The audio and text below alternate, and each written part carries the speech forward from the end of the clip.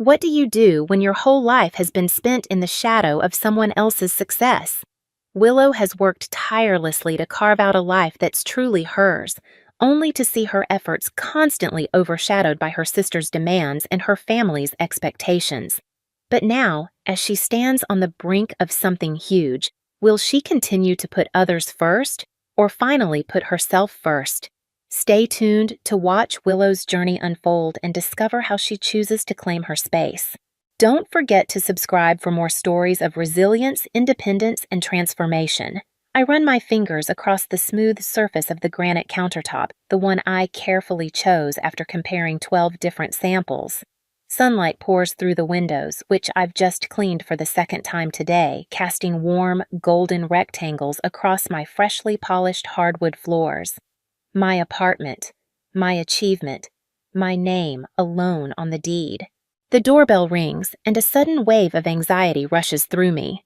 They're here. I smooth the fabric of my blouse and open the door, greeted by my mother's sharp, calculating gaze as she surveys the entryway. "Willow, darling." She air kisses the air near my cheek, her expensive perfume instantly filling the space. Her eyes linger on the modest decorations I've carefully arranged. "Couldn't you have hired an interior designer like Orchid did? This place could have so much more personality." Dad follows behind her, already absorbed in his phone. "The traffic was awful. Is there parking validation?" Orchid is the last to enter, her designer sunglasses perched on her head, phone in hand. She glances around quickly. "It's cute, smaller than I expected." "It's 2 bedrooms," I reply, swallowing the defensive words that rise in my throat. "Perfect for me." I lead them on the tour I've practiced, pointing out all the features I've worked tirelessly to afford. "The south-facing windows bring in natural light all day, and I negotiated a great deal on the upgraded appliances." Dad nods absently, scrolling through emails. "Did you see my latest post got 5,000 likes?" Orchid interrupts, her phone shoved in front of our parents. "The Activary company wants to extend my influencer contract." Mom and Dad immediately surround her, leaning in to see the screen. "Show us!" Mom exclaims. "Your social media is really taking off." "That's my girl." "Sees," Dad beams, suddenly paying attention. "Always knew you'd make a name for yourself." I stand silently by my kitchen backsplash, forgotten. "I got promoted to senior manager last week," I offer when there's a lull. 3 years instead of the usual 5. "That's nice, dear," Mom says without looking up. Now, about Orchid's influencer collaboration. A memory flashes through my mind. Me, at 12, saving every dollar of allowance for months, while Orchid spent hers on shopping sprees. When I finally saved enough for the laptop I needed for school projects, I proudly showed my parents. "That's a lot of hard work," Dad had said, distractedly. That same night, Orchid came home with a new pair of designer jeans that Mom had bought her just because. The scene played out again and again as we grew. My full scholarship announcement met with a distracted nod at dinner, while Orchid's barely passing grades earned her a backyard celebration with 50 guests. "Anyone want coffee?" I ask, returning to the present. I've got that special blend from the local roaster. No one answers. They've migrated to my small balcony where Orchid is taking selfies, positioning herself to capture the city view I fell in love with.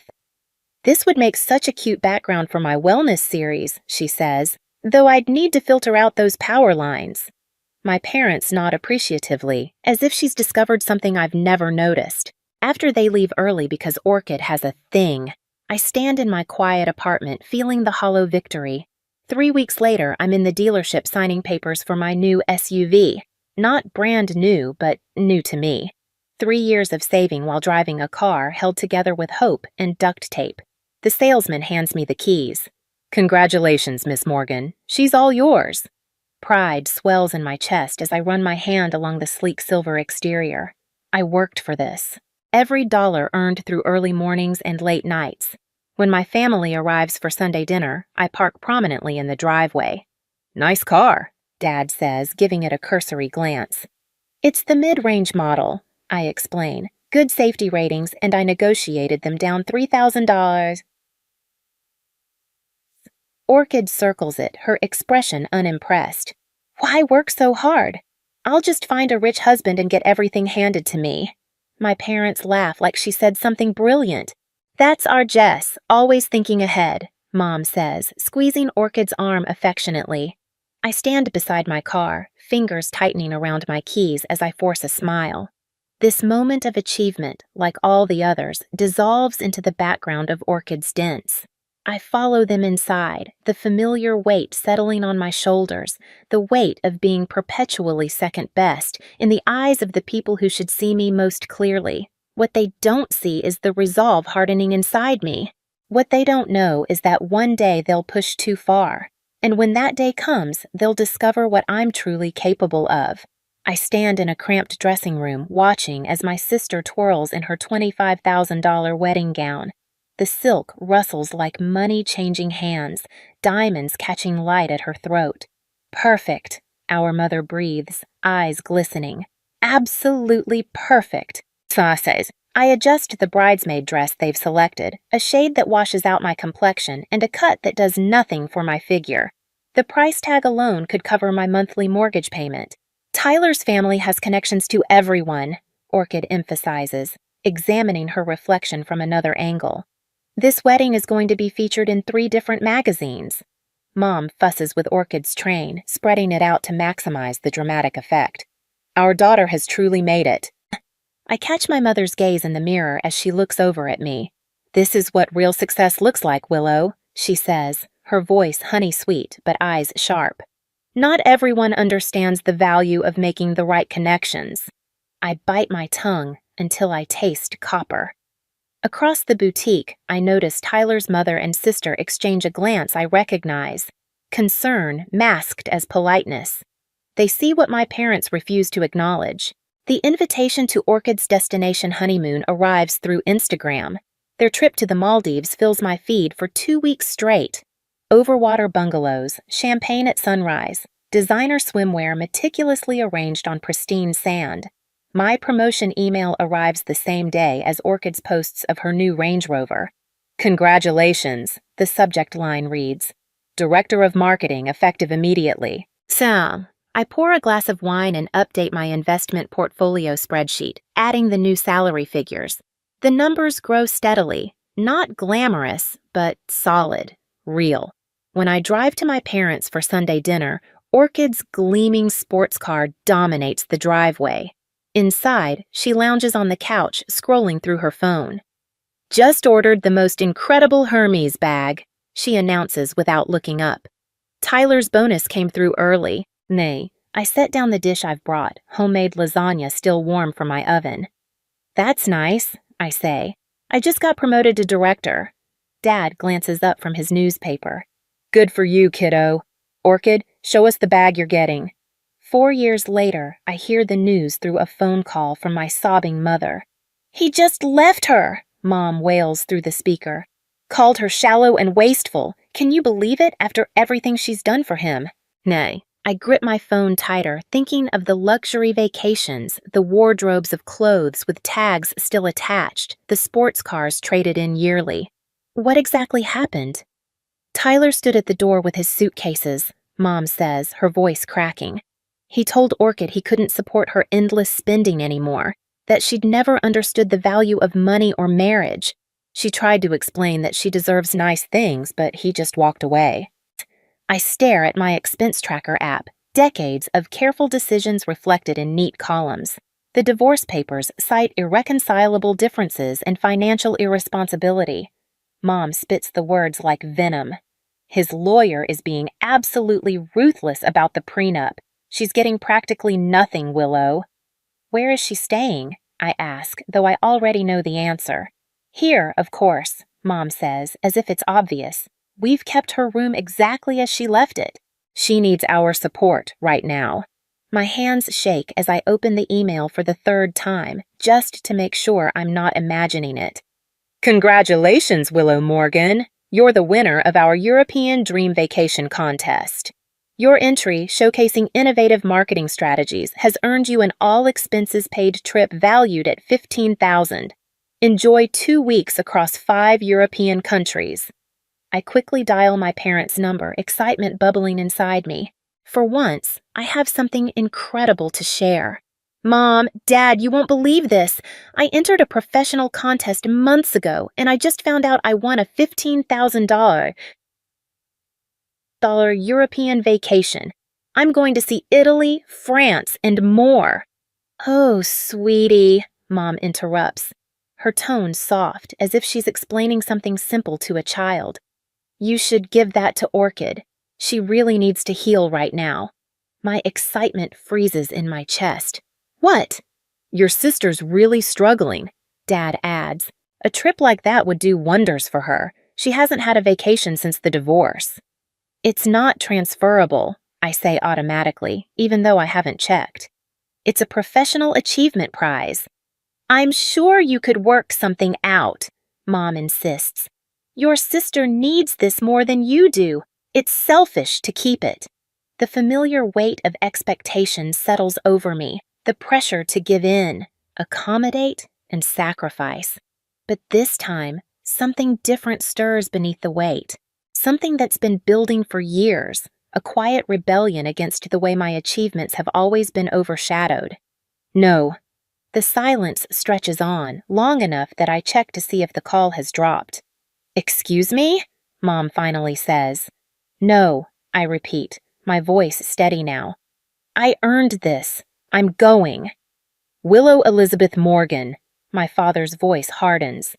We're disappointed in you, after everything we've done for you. What exactly have you done? The words slip out before I can stop them. When have you ever celebrated my achievements the way you celebrate Orchid?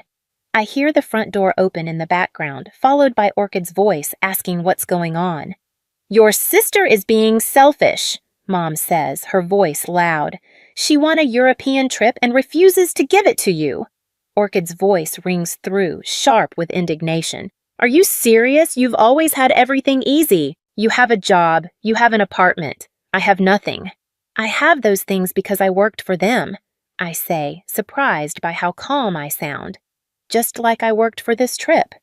We raised you to care about family, Dad says, disappointment heavy in his voice.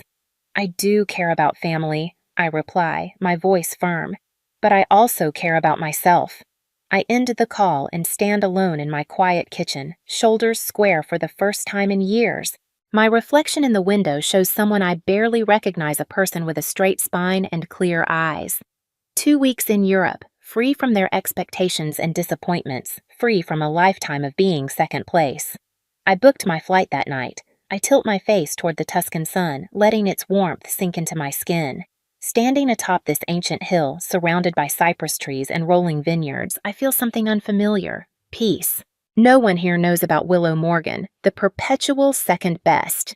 No one cares about Orchid's Instagram followers or my parents' transparent favoritism. I snap photos of crumbling stone archways and centuries-old frescoes, never once turning the camera on myself. For 3 glorious weeks, I've existed without comparison, without judgment, without having to make myself smaller. In my travel journal, the pen flows easily across the page. For the first time, I feel valued for who I am. The Italian family at the local trattoria remembers my name, not my sister's. The watercolor instructor praises my eye for detail, not my ability to pose prettily. The hiking guide appreciates my prepared questions, not my designer activewear. On my final evening, I raise a glass of local wine with travelers I've befriended. To building a life on my own terms, I toast. The words taste like possibility. My key turns in the lock, luggage heavy in my hands. 15 hours of travel has left me craving a hot shower and my own bed, but the moment the door swings open, something is wrong. Unfamiliar shoes designer stilettos I'd never waste money on litter my meticulously organized entryway. A silk blouse that costs more than my monthly grocery budget is thrown carelessly over my sofa. The air smells range-expensive perfume, masking something else, something sour. Hello? I call out, voice sharper than intended. The bathroom door opens. Orchid emerges, wrapped in my robe, hair dripping onto my clean floors. Oh, she says, barely glancing up from her phone. You're back already? My throat tightens. What are you doing in my apartment? She shrugs, scrolling through social media. Mom and Dad gave me a key. I needed somewhere to stay. They're on speaker, actually. She gestures toward the phone on my kitchen counter. I drop my bags and stride across the room. Mom? Dad? Why does Orchid have a key to my apartment? Willow, don't make a fuss. My mother's voice crackles through the speaker. Your sister needed somewhere to stay while sorting things out. Your place was just sitting empty. My place wasn't sitting empty. I was on a trip. A trip you should have given to your sister. My father interrupts. She needed it more than you. I press my fingers against my temples. Where's all my stuff? My bedroom. I moved some things to make space, Orchid says, examining her manicure. No big deal. My heart pounds as I scan the apartment. Family photos rearranged, my books stacked haphazardly in corners, cabinet doors left open, contents reorganized to make room for Orchid's organic specialty foods. A horrible thought strikes me. My car. I need to check on my car. I grab my keys and rush out, ignoring Orchid's eye roll and my parents' voices calling after me. The elevator seems to crawl. My hands shake as I punch the button for the parking garage. The space where my SUV should be, space 247 where I've parked for 2 years, is empty. A cold weight settles in my stomach. I dial my parents, pacing the concrete floor. Where is my car? I demand when my father answers. Now, Willow, don't overreact. His tone is the same one he used when explaining why Orchid got a car for her 16th birthday while I took the bus until I could save for my own. Where is my car now? Each word punctuated by the sharp click of my shoes on concrete. We sold it, he says matter of factly. Orchid needed money to get back on her feet. The world tilts. You sold my car? You had no right. My mother's voice cuts in. It was just a car, Willow. Family is more important. Orchid needs us right now. It was my car, I whisper, then louder. It was my car. I paid for it. My name was on the title. We'll discuss this when you've calmed down, my father says before hanging up. I stare at my phone, rage building like a physical force. I take the stairs back to my apartment, too restless for the elevator. Orchid is still there, now lounging on my couch, scrolling through her phone. Where's the money for my car? I demand. She doesn't look up. I needed things. I spot a bank statement on the counter, my parents' account. A withdrawal for $25,000. Sounds. Next to it, receipts from designer boutiques and a new spa membership card with Orchid's name. My SUV, my independence, my hard work, all liquidated to fund Orchid's healing. The front door opens. My parents walk in without knocking, as if they own the place, as if they have any right to be here. You're being dramatic, my father says with a dismissive wave of his hand. You can buy another car. You have a good job. You stole from me, I say, my voice unnaturally calm. You sold property that wasn't yours to sell. My mother sighs. Family shares everything. Why are you so selfish? That word, selfish, the one they've wielded against me my entire life whenever I've wanted something for myself. But something has changed. My hands are no longer shaking. My voice is steady. The shame they've tried to instill no longer takes root. Get out, I say.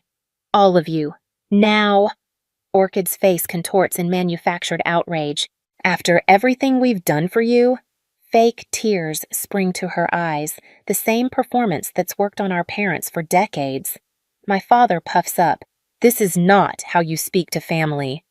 You've done nothing but take. I cut him off, my voice ice cold. That ends today. Get out of my apartment before I call the police and report my car stolen. Orchid gasps. You wouldn't. I would. I am. I hold the door open, arm rigid. Leave your key. My mother tries one last manipulation. We're your family, Willow. I meet her eyes without flinching. Not anymore. When the door closes behind them, I slide the deadbolt with a satisfying click. For the first time, the sound doesn't represent keeping others out. It represents keeping myself in. I slide the manila folder across the polished desk. Evidence of betrayal packaged in crisp chronological order. The attorney, Ms. Levin, raises her eyebrows as she flips through the documents. They had no legal right to sell property registered in your name, she says, her voice sharpening as she examines the car title. My name in bold black letters. This is straightforward theft. I want everything documented, every penny. My voice doesn't waver anymore when I speak about them. The tremor that used to live in my throat has hardened into something stronger. Miss Levine lifts a spreadsheet from the folder. You've kept receipts for years since I was 16. I don't tell her how it started as a desperate attempt to prove my worth. How I'd highlighted every contribution, every loan that mysteriously became a gift when Orchid needed something. Miss Levine taps her pen against my meticulously organized evidence. Most clients come in with scattered memories, maybe a bank statement or two. You've brought me a case file that would make a paralegal jealous. I say nothing. Preparation has always been my armor. She holds up my car title, the highlighter mark vivid against the paper. The vehicle was solely in your name. They had no authority to sell it. They never thought I'd fight back. I run my finger along the edge of the desk. They still don't. Back home, I place another document into the growing file. It's a printout of Orchid's Instagram post, time-stamped 3 days after they sold my car, showing her lounging at a luxury spa. The caption reads, "Self-care is investing in yourself. Healing, treat yourself. Deserving." Beside it, I place screenshots of text messages from my father. We did what was necessary for Orchid. The car was just sitting there while you were gallivanting in Europe. My mother's message follows. Family shares. You've always been so selfish with your things. The evidence continues to pile up proof not just of the car, but of years of financial manipulation. The emergency money they needed when I was 24 that ended up funding Orchid's extravagant birthday party. The temporary housing they insisted on, which began in my apartment as a week-long stay and stretched into months. I close the folder, carefully placing it in my briefcase. Tomorrow, they'll experience the consequences of their actions. The sheriff is punctual. I stand in my living room, arms crossed, as he knocks on the door. Orchid answers, her expression changing from annoyance to confusion as she sees who it is. "Orchid Morgan?" the sheriff asks. "Yes, she's wearing my robe again," she mutters. "I'm serving you with an eviction notice. You have 72 hours to vacate these premises." Orchid's mouth opens and closes, and then she snatches the paper, scanning it before glaring at me over the sheriff's shoulder. "You wouldn't!" I meet her gaze, unflinching. "I already have."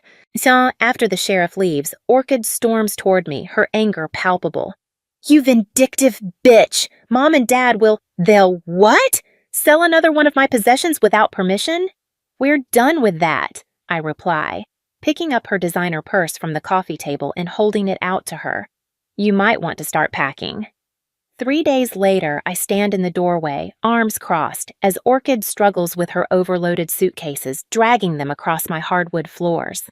The sheriff waits by the elevator, his patience unwavering. Orchid huffs, fighting with a designer bag stuffed with clothes, most still with the tags on them. "Where am I supposed to go?" "That's not my problem." My voice sounds different now, unburdened. Orchid pauses at the threshold, mascara smudged beneath her eyes. "Mom and Dad will never forgive you for this." "I'm not asking for forgiveness, I'm demanding respect." I don't budge from my spot. The sheriff glances at his watch. "We need to wrap this up, ma'am." Orchid's face contorts as a tantrum begins to build, but this time no one is around to indulge her. With a dramatic sob, she drags her suitcase across the threshold. The sheriff leads her to the elevator, his professionalism stark against her theatrics. I close the door quietly as they disappear from view. The silence in my apartment feels like a physical weight, clean and untainted. My father's voicemail plays on speaker as the locksmith changes my locks. "You wouldn't sue your own family. We raised you, paid for your—" I stop the recording, adding it to my evidence folder. Nodding to the locksmith as he hands me the new keys, I feel a quiet sense of resolution settle within me. "The security system will send notifications directly to your phone," the technician explains as he installs sensors on my windows. "Any unauthorized entry triggers an immediate alert." I pay him extra to finish today. Tonight, I'll sleep in my space truly mine for the first time in weeks. Their living room looks smaller than I remember. Mom perches on the edge of the sofa, tissues clutched in her hand. Dad stands by the fireplace, arms crossed, face flushed. Missed. Levine sits beside me, her briefcase open. You have two choices, I state, my voice steady. Return $30,000 plus damages or we proceed to court. We don't have that kind of money. My mother's tears flow freely. The same tears that once paralyzed me with guilt. Dad slams his hand against the mantel. This is extortion. This is justice, miss, Levine corrects, her tone professionally detached. The documentation is comprehensive. The unauthorized sale of the vehicle, the misappropriation of funds, the pattern of financial exploitation. Exploitation? My mother's tears evaporate. We're her parents. Yes, I say, and parents shouldn't steal from their children. Where are we supposed to get $30,000? Dad demands. I look around the house I grew up, in the house they remortgaged twice to fund Orchid's whims. Then you'll need to sell the house you have 30 days to make arrangements. My mother gasps. My father's face drains of color. Willow? He starts, his voice softening into the cajoling tone that once worked so well. Sweetheart, we can work something out as a family. We already tried that approach. I close my copy of the legal documents. It didn't work out well for me. As we leave, I don't look back. The weight that's lived between my shoulder blades for decades feels lighter with each step. Is it really revenge when you're simply demanding justice?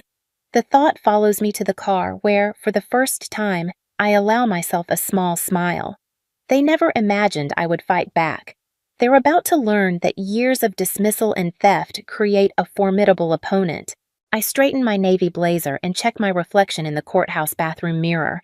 My hands are steady, a welcome change from the trembling that haunted me after discovering Orchid in my apartment. The woman staring back at me stands taller than she did 3 months ago. The door swings open and I step into the marble-floored hallway where my attorney waits, briefcase in hand. The click of my heels against stone echoes with each deliberate step. Then I see them huddled together at the far end of the corridor. Mom's eyes are puffy. Dad's shoulders slump beneath his worn suit jacket. Orchid stands slightly apart, scrolling through her phone as if this is all a minor inconvenience. They spot me. Mom rushes forward, arms outstretched. Willow, sweetheart, we can still fix this as a family. Her perfume invades my space, the same scent that filled my apartment when I returned to find a stranger living in my home. This isn't who we raised you to be. Dad steps closer, voice low. Think about what this will do to our reputation, to your mother's health. Is that what you want? I feel a familiar pressure building in my chest, the weight of family obligation. For a moment, I'm 12 again, swallowing disappointment as my achievements fade into the background of Orchid's existence. Orchid finally pockets her phone and hisses, "You're destroying our family over a stupid car." The pressure in my chest dissolves, replaced by a clarity that straightens my spine. This stopped being about the car the moment you felt entitled to take what wasn't yours. My voice comes out steadier than I expected. It's about 29 years of taking without asking. The courtroom doors open. My attorney touches my elbow and I walk past them without looking back. Judge Carwell's glasses reflect the projection screen as my attorney displays the text message from my father. "We sold your car." Orchid needed the money more. The message looms large against the white wall. The casual theft of my property laid bare in 12 simple words. Ms. Morgan has documented years of financial exploitation by her family members.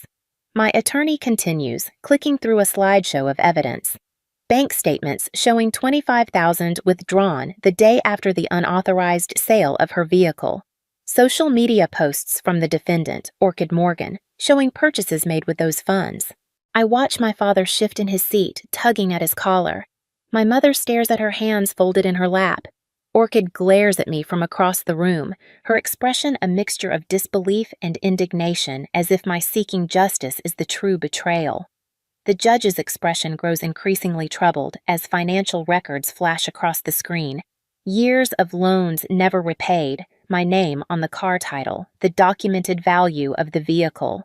My parents' attorney offers weak rebuttals about family arrangements and misunderstandings. But his arguments wither beneath the weight of evidence I've meticulously collected. When the judge finally speaks, his voice cuts through the courtroom like a blade.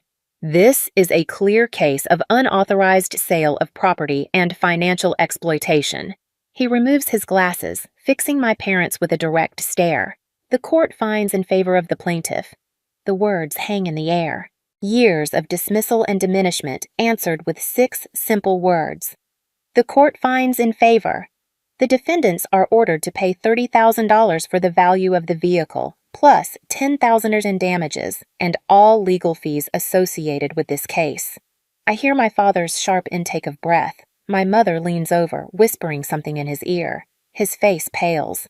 "We'll lose the house," my mother whispers, loud enough to carry in the quiet courtroom. The judge continues speaking, but their words echo in my mind. "We'll lose the house." The home where Orchid was celebrated while I was overlooked, where my scholarship announcement warranted distracted nods while Orchid's C-average graduation inspired a backyard party for 50. I should feel vindicated. Instead, I feel hollow not from regret, but from the realization that justice doesn't heal the wounds. It simply stops the bleeding. 3 weeks later, I drive past my childhood home. The for sale sign swings gently in the spring breeze. A moving truck sits in the driveway, its back doors open like a mouth ready to swallow the remnants of my past. Through the open garage, I glimpse Orchid carrying a box to her car, her face tight with an unfamiliar emotion reality. For the first time in her life, Orchid is facing consequences that can't be charmed away or passed to someone else. I don't slow down. I don't stop.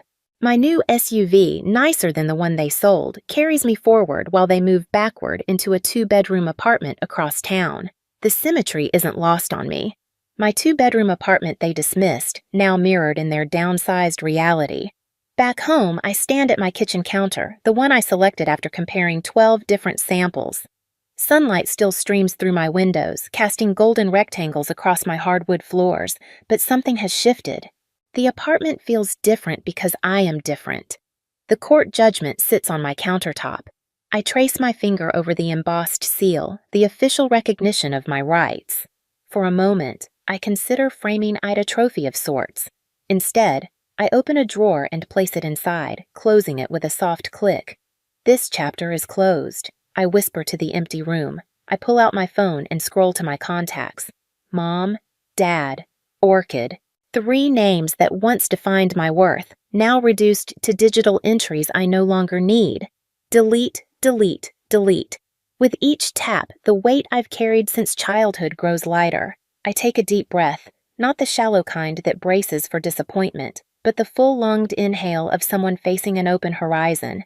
Outside my window, the city hums with its usual rhythm, while inside, the only sound is my steady, unhurried breath. I trace my fingers over the engraved nameplate on my office door. Director of Marketing, Willow Morgan. The brass feels cool and solid beneath my skin, much like the foundation I've built for myself. 3 years ago, I was struggling to be seen in a family that overlooked me. Now, executives seek my input across boardroom tables. "Willow, do you have a minute?" Sprout peeks into my office, her expression sincere. "I'm having trouble with the presentation for tomorrow." I gesture to the chair across from my desk, where project briefs and quarterly reports are neatly arranged in perfect stacks. Behind me, my Marketing Excellence Award catches the afternoon light. After guiding Sprout through her concerns, I sign the final papers for my beach house investment property, a calculated decision after months of research. The realtor smiles as I hand her the pen. "Congratulations, Miss Morgan. It's rare to see someone your age making such sound investments." I smile back, knowing what she doesn't each signature represents, not just financial savvy, but freedom, purchased at a price that only I fully understand. Later that evening, my apartment fills with laughter. 6 friends crowd around my dining table, wine glasses glowing in the warm lighting I installed after reclaiming my space.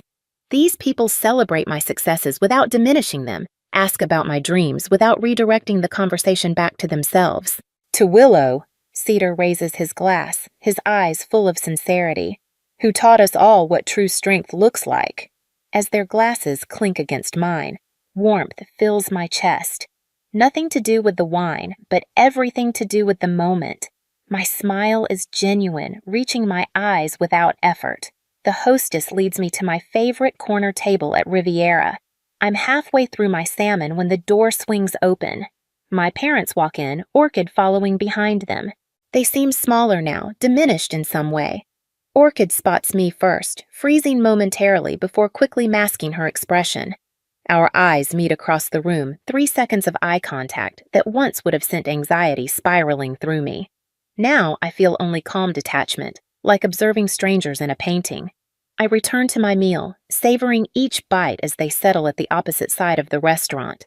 The wind blows through my hair as I drive my new SUV along the coastal highway. At $45,000, it's a significant upgrade from what they took from me. The dashboard holds a small framed photo from my European trip, me standing alone on a hillside, arms stretched wide, face tilted to the sun. Some prices are worth paying for peace, I whisper to the open road ahead. My parents think I should keep supporting my brother financially, even though he gambles it away, Elise says, her voice shaky. She's the newest member of my team, brilliant but burdened. Family doesn't always mean loyalty, I tell her, thinking back to my own journey. Respect must be earned, even from those who share your blood. She looks up, surprised by my directness. Self-reliance is the greatest achievement, I continue, choosing my words carefully. And setting boundaries isn't selfish, it's necessary for survival. That evening, I spread travel brochures across my coffee table, New Zealand, Morocco. Solo adventures beckon to a woman who no longer fears standing alone. Beside them, my investment portfolio grows steadily, and my plans for renovating my kitchen are taking shape, down to the exact backsplash I've always wanted. I open my journal, a habit I've kept since rebuilding my life, and write, "The family I choose will be the one I deserve." Each word feels like shedding another layer of the woman I used to be, the one who measured her worth by others' validation.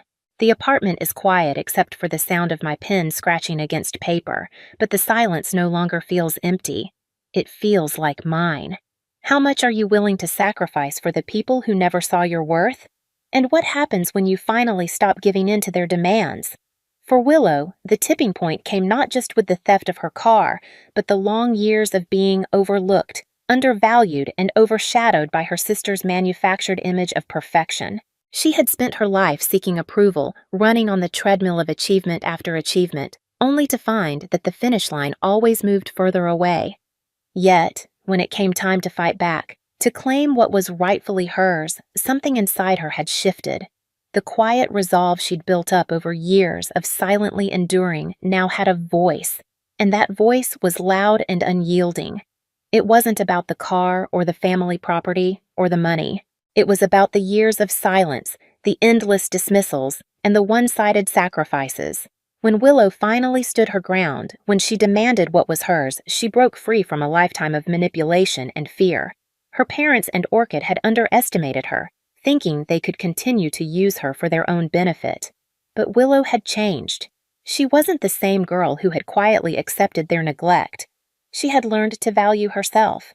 After the court decision, after the eviction, and after she finally reclaimed her space, Willow stood in a room that now felt like hers, not just in name, but in every inch of its carefully curated existence.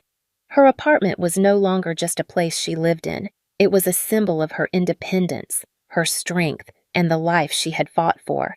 Every piece of furniture, every detail, every decision had been hers, earned through her own hard work. And for the first time, she didn't feel like a second choice, a backup plan, or an afterthought. She felt whole. Willow's victory wasn't just in winning the case or reclaiming her possessions. It was in the quiet peace she found on her European trip, in the moments where she could exist freely, without comparison or judgment. When she returned home, she was a woman transformed, no longer bound by the expectations of a family that never understood her. Willow knew that the true victory was in her ability to stand alone and to build a life on her own terms. What do you think? Can true strength only come when we stop seeking validation from others? How do you reclaim your worth when those closest to you continuously dismiss it? Share your thoughts below, and don't forget to like and subscribe for more stories of resilience and self-discovery.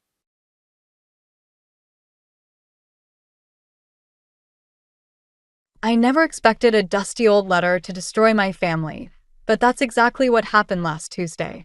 My name is Maddie, and until that morning, I was just another vocal teacher living a perfectly ordinary life in suburban Connecticut.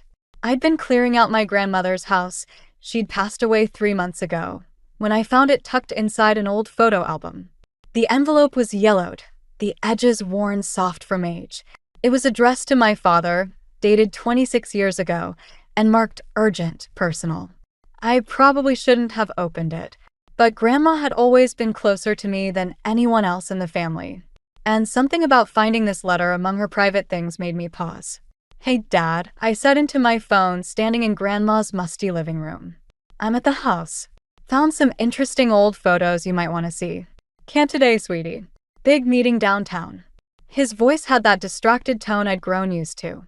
"Maybe this weekend?" I fingered the edge of the envelope. "Sure. No rush." I hung up and stared at the letter for a long moment before carefully breaking the seal.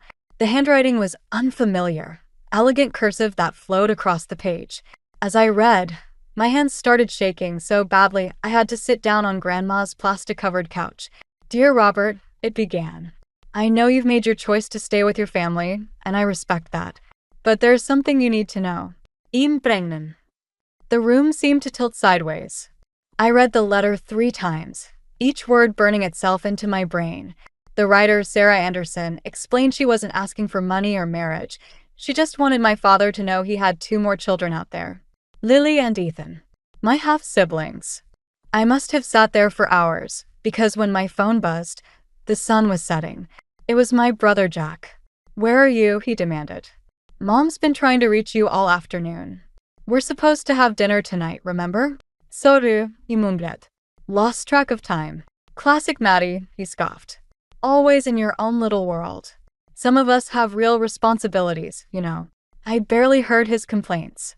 My mind was racing through every family gathering, every holiday, every time Dad had been working late or away on business. How many lies had he told? How many secrets was he still keeping? "Jack," I interrupted. "Do you ever think about, has Dad ever seemed—" "What?" "Nothing. Never mind. I'll be there in 20 minutes. I folded the letter carefully and slipped it into my purse. At dinner, I watched my father laugh and joke, playing the perfect family man. Mom smiled adoringly at him, while Jack hung on his every word. They looked so normal, so happy. I felt like I was watching actors in a play, seeing the performance for what it really was for the first time. "Everything okay, sweetie?" Dad asked, catching me staring. "You've barely touched your food." I forced a smile. "Just tired. Long day of sorting through Grandma's things." "Find anything interesting?" Our eyes met across the table, and for a second, I thought I saw something flicker behind his confident smile, a hint of worry, maybe even fear. But then it was gone, replaced by his usual charm. "Nothing much," I lied. "Just old photos." Later that night, I sat at my kitchen table with my laptop open, my fingers hovering over the keyboard. It would be so easy to search for them, Lily and Ethan Anderson. To see the faces of the siblings I never knew I had. To unravel the careful fiction my father had built around our family. I closed the laptop without searching. Not yet. First, I needed a plan. Because one thing was certain, this secret wasn't staying buried any longer. The next morning, I couldn't focus during my vocal lessons. My student, a promising soprano, hit a perfect high C, but I barely noticed. The letter in my purse felt like it was burning a hole through the leather. "Miss Turner," she asked, waving her hand in front of my face. "Was that better?" "Sorry, Emily. Let's take a break." I checked my phone, 3 missed calls from Jack. Great. I'd barely set the phone down when it buzzed again. This time I answered. "What?" "Dad's worried about you," Jack said without preamble. "Says you were acting weird at dinner last night." "What's going on?" "Nothing's going on. I'm working." "Right. Because teaching teenagers to sing is such demanding work." His tone dripped with the same condescension he'd been using since I chose music over joining Dad's business. "Look, we're having lunch with Dad today." He insists. My stomach clenched. "I can't. It's not optional, Maddie." "Well, oklaki I arrived at the restaurant 10 minutes late, hoping to avoid the pre-lunch small talk. No such luck. Dad and Jack were waiting outside, deep in conversation about some business deal. They looked so similar, both in crisp suits, both radiating that easy confidence that came from never having their worlds turned upside down. "There's my girl." Dad opened his arms for a hug. I gave him a quick, stiff embrace, noticing how he frowned at my response. Over bread and salads, they talked about Jack's latest promotion while I pushed lettuce around my plate. Dad kept glancing at me, his smile a little too bright, a little too forced. "So," he said during a lull, "how's the rest of the cleanup going at your grandmother's house?" I met his gaze. "Interesting. Found lots of old papers. Letters. That sort of thing." His fork paused halfway to his mouth. "Anything important? Maybe." "I'm still sorting through everything." Jack rolled his eyes. "Who cares about old papers?" "Dad, tell Maddie about that development deal you're consulting on." But Dad's attention stayed on me. "You know, sweetheart, I could help you go through those papers. Save you some time." "I bet you could," I muttered. "What was that?" "Nothing." I stood up abruptly. "I need some air." Outside, I leaned against the brick wall, taking deep breaths. A moment later, Jack followed me. "What the hell is wrong with you?" he demanded. "Dad's trying to help, and you're acting like a teenager. You don't understand." "No, you don't understand. Some of us actually appreciate what Dad's done for this family. While you've been playing music teacher, he's been making sure we're all taken care of." I laughed, a harsh sound that surprised us both. "All of us? You sure about that, Jack?" His eyes narrowed. "What's that supposed to mean?" Before I could answer, Dad appeared in the doorway. "Everything okay out here?" "Fine," I said quickly. "I just remembered I have a student coming in soon. I should go." "Maddie, wait." Dad caught my arm as I passed. His voice dropped low. "Whatever you think you know. Let's talk about it first. Just you and me." I pulled away. "Like you talked to Mom about Sarah Anderson?" The color drained from his face. Behind him, Jack looked confused. "Who's Sarah Anderson?" "Nobody," Dad said quickly. "An old business associate." "Right." I grabbed my purse. "Just business. That's what it's always been, hasn't it, Dad?" I walked away, my hands shaking. I'd promised myself I wouldn't confront him like this, wouldn't let emotion drive my actions.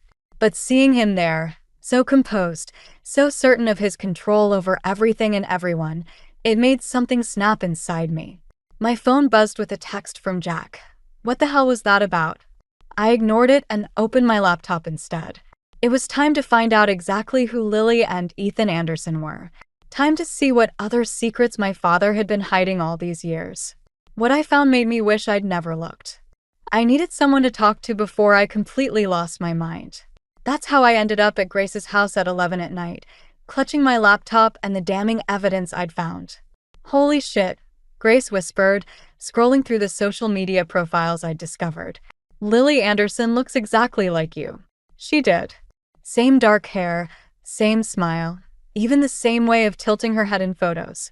But it was the other discoveries that had sent me spiraling. "Look at this." I pointed to an old newspaper article. Dad was on the board of directors for the art gallery where Sarah Anderson worked. He didn't just have an affair, he was her boss. Grace's eyes widened. "That's complicated.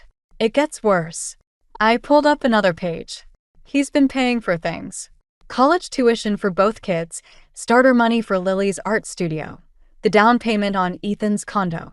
While you had to take out loans for music school," Grace finished quietly. My phone buzzed, another text from Jack. I'd been ignoring him for 3 days, but he was getting more insistent. "He keeps demanding answers. Says Dad's acting strange, missing meetings." Good, Grace said. "Let him squirm." I ran my fingers through my hair. "I don't know what to do." "If I tell Mom." "Tell me what?" We both jumped. My mother stood in Grace's doorway, still in her tennis clothes. I'd forgotten she and Grace were doubles partners. "Evelyn," Grace stammered. "We were just having a private conversation about my family." Mom's voice was steel wrapped in silk. "I thought I might find you here, Maddie. Your father's worried sick." I closed the laptop, but not before Mom caught a glimpse of the screen. Her face changed, just slightly, but enough for me to realize something I should have seen before. "You know, don't you?" The silence stretched between us. Grace quietly excused herself to the kitchen. How long have you known? I asked. Mom sat down, her perfect posture never wavering. Since the beginning. Sarah called me before she sent that letter to your father. The room spun. 26 years. You've known for 26 years and never said anything. What good would it have done? She smoothed her tennis skirt. Your father made his choice. He stayed. He stayed and kept supporting them in secret, paying for their education while my voice cracked. While you what? Chose to pursue music instead of joining the family business? That was your decision, Maddie. This isn't about my career choices. It's about lies and… My phone rang. Dad's name flashed on the screen. Answer it, Mom said quietly. He deserves a chance to explain. I let it go to voicemail. Like he explained to you? You don't understand. Then help me understand. Help me understand why my entire life feels like a lie. The doorbell rang, making us both jump. Grace peeked in. Maddie? Your father's here. My heart stopped. You called him? I had to, Grace said. He came by my house earlier, worried sick about you. I might have let slip that you found something in your grandmother's house. I stared at her, betrayal burning in my chest. Through the window, I could see Dad standing on the porch, looking older than I'd ever seen him. Let him in, Mom said. It's time we all talked. No. I grabbed my purse. I'm not ready, Maddie. But I was already heading for the back door, ignoring their calls. In my car, I pulled up Lily Anderson's profile again. Her art gallery was having an opening this weekend. The invitation was public. Maybe it was time to meet my sister. Behind me, I could see Dad entering Grace's house, could imagine the conversation starting without me. Let them talk. Let them try to control the narrative like they always had. I had other plans now. I spent 3 days hiding out in my apartment, screening calls and canceling lessons. On the 4th morning, someone knocked on my door. I expected Dad or Grace, maybe even Jack.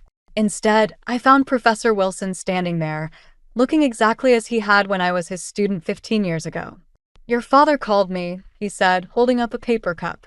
Brought your favorite tea. I let him in more out of muscle memory than anything else. He'd always had a way of appearing when I was about to make a terrible decision. The gallery opening is tomorrow, I said, taking the tea. He nodded, surveying the chaos of my living room. Laptop open to Lily's website, social media printouts scattered everywhere. The letter from Sarah Anderson front and center. Your father mentioned you found something disturbing. Did he tell you what it was? No. He settled into my armchair. But I remember Sarah Anderson. She was quite talented. Her daughter seems to have inherited that gift. I nearly dropped my tea. You knew. I knew Sarah. The rest. He gestured vaguely. One draws conclusions. Why didn't you ever say anything? Not my story to tell. He picked up one of Lily's gallery postcards. But I see you're planning to make it yours. Before I could respond, my phone buzzed. A text from Jack, Dad's in the hospital. Stress-induced cardiac episode. Come home now. My hands started shaking. Professor Wilson gently took the phone, read the message, and handed it back.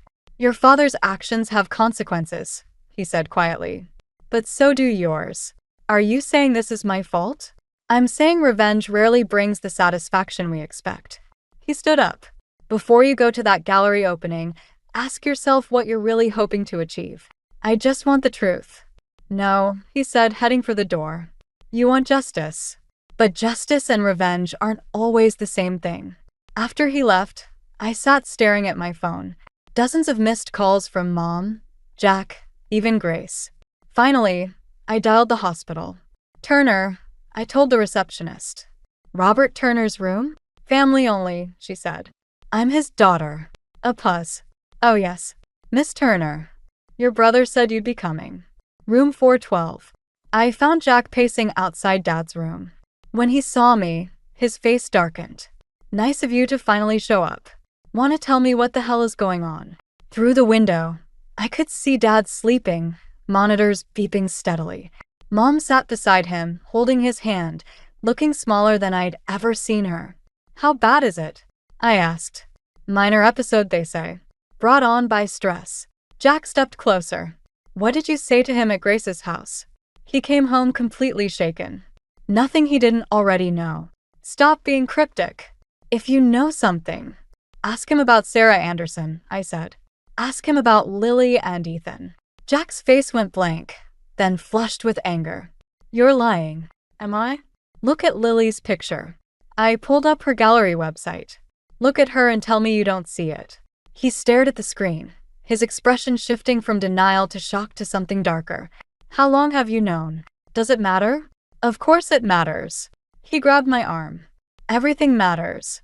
The company, the inheritance, our whole family. Jack, Mom's voice came from the doorway. Your father's asking for both of you. Inside the room, Dad looked old and vulnerable in his hospital gown. The mighty Robert Turner, brought low by his own secrets. Maddie, he said weakly, I can explain everything. I thought about Professor Wilson's words about justice and revenge, about consequences and truth, about the gallery opening tomorrow where my half-sister would be celebrating her first solo show, blissfully unaware her world was about to shatter. No, I said. I don't think you can. I turned and walked out, ignoring their calls, my footsteps echoing in the sterile hallway. I had a decision to make, and for the first time, I wasn't sure revenge was the answer I'd been looking for. The gallery was smaller than I expected, tucked between a coffee shop and a bookstore. Through the window, I could see Lily arranging flowers near her paintings, her movements so familiar they made my chest ache. She had Mom's grace, Dad's confident smile. I'd been sitting in my car for 20 minutes when someone tapped on my window. A young man with dark hair and Dad's jawline stood there, arms crossed. You're Maddie Turner, he said when I rolled down the window. I recognize you from your website. Voice teacher, right? My throat went dry. Ethan, want to tell me why you're stalking my sister? I got out of the car, legs shaking. How did you find out? He pulled out his phone, showing me a text from Jack. Your brother reached out. Said we should know someone might try to cause trouble at Lily's opening. Of course Jack would interfere. He'd always been Dad's protector. I'm not here to cause trouble. No. Ethan's eyes, Dad's eyes, studied me. Then why are you here? Before I could answer, Lily emerged from the gallery. Ethan? Who's this? She was even more striking in person, her presence filling the space between us with unspoken questions. I opened my mouth, but no words came. This is Maddie Turner, Ethan said carefully. Robert Turner's daughter. Lily's smile faltered. Turner? As in, the board member who's been supporting my work. Supporting more than that, I muttered. What's that supposed to mean? My phone buzzed, Mom calling again. I ignored it. Look, Ethan stepped between us. This isn't the place. When's your birthday? I blurted out to Lily. April 15th, she answered, confused. Why? 9 months after Dad's business trip to Vancouver. I pulled out Sarah's letter. Where he met your mother. The color drained from Lily's face. Ethan grabbed the letter, scanning it quickly. His hands started shaking. Where did you get this? Our grandmother kept it. All these years she knew. Everyone knew except us. Lily sank onto a nearby bench. Mom always said. She said he was just a patron who believed in her art. He believed in more than her art. The bitterness in my voice surprised even me. That's enough, Ethan snapped. You don't get to show up here and destroy our lives because you're angry at your father. Our father, I corrected. The gallery door chimed. An elegant woman in her 60s emerged, Sarah Anderson, looking exactly like her social media photos. She stopped short when she saw us. Maddie, she said softly, you look just like your grandmother. The world tilted sideways.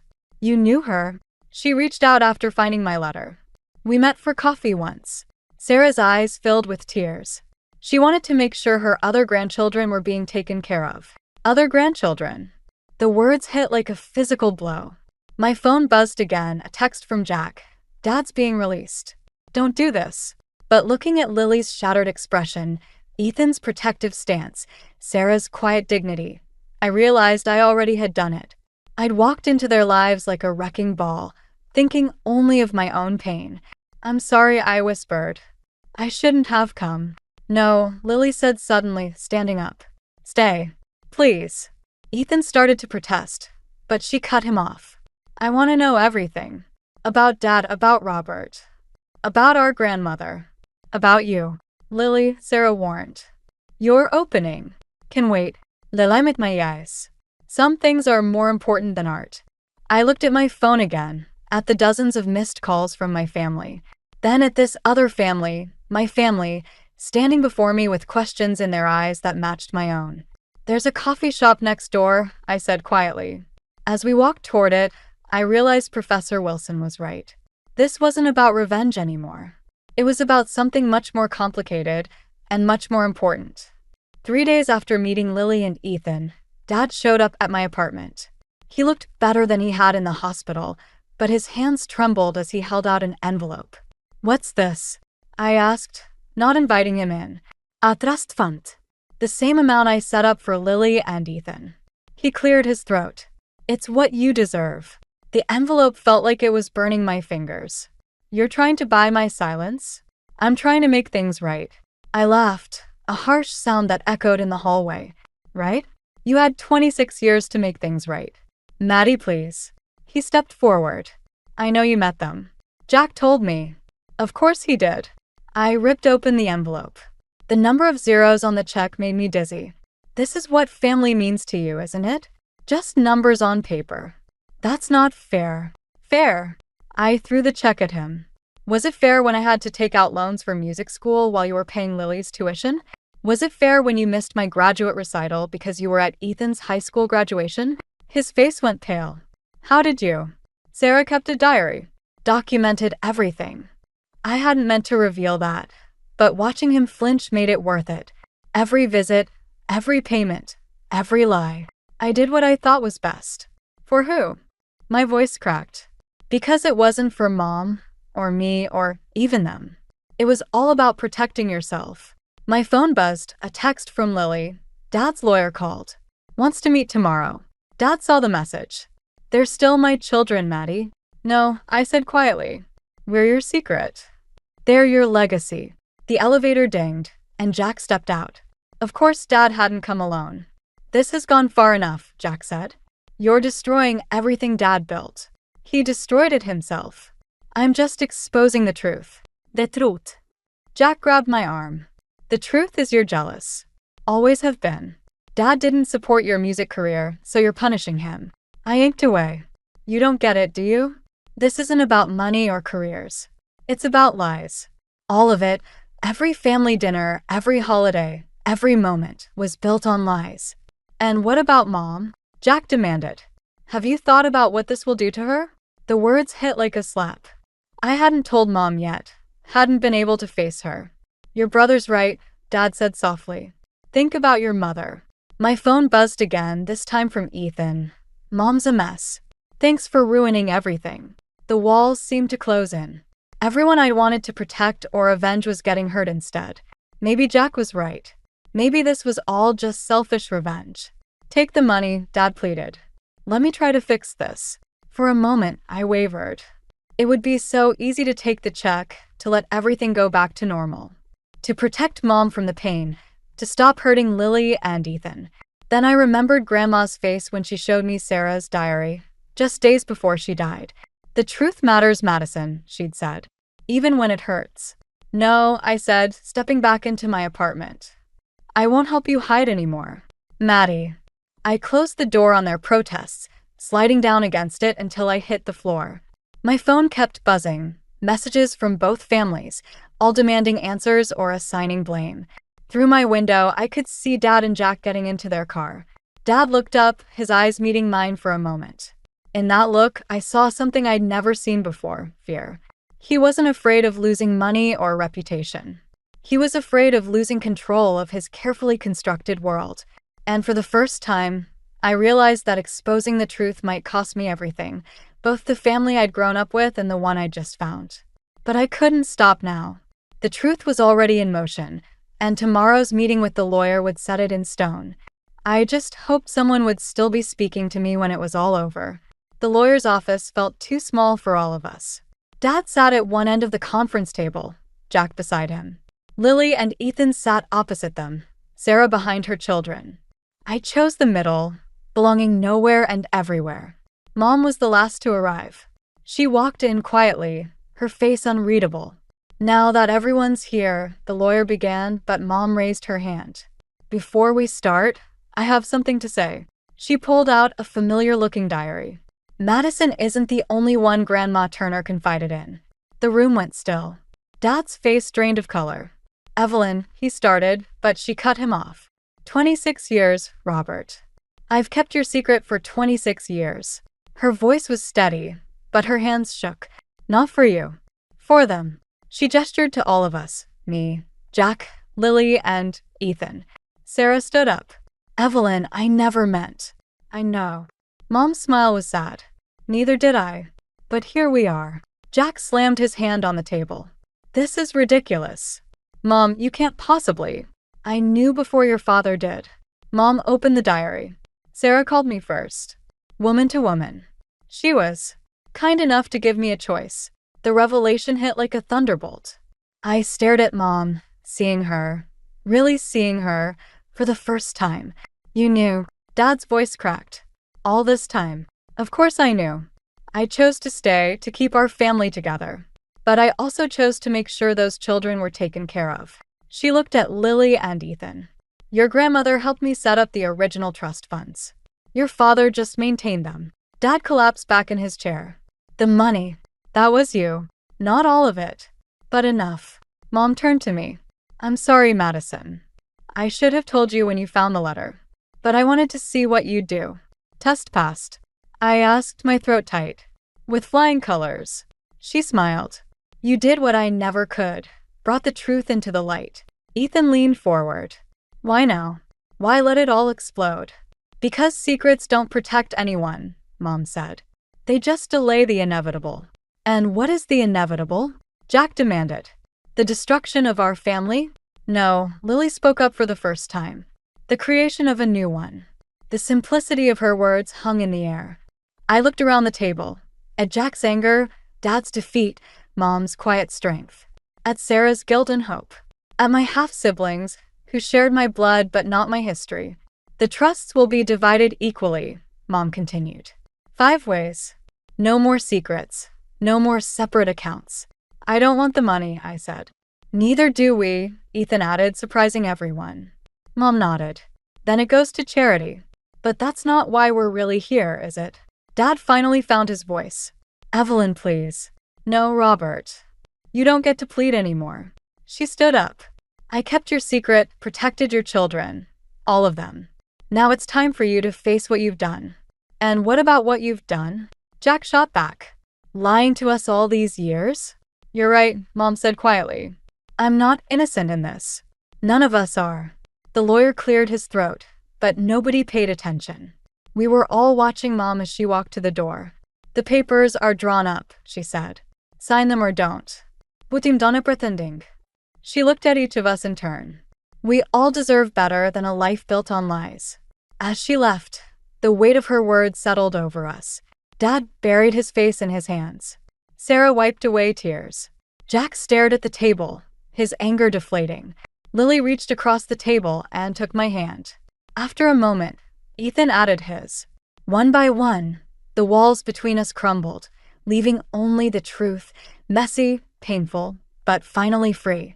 The family we'd been had ended. What we'd become, that was still to be written. But at least now we'd write it together. 6 months later, I stood in Lily's gallery, watching her unveil her new collection.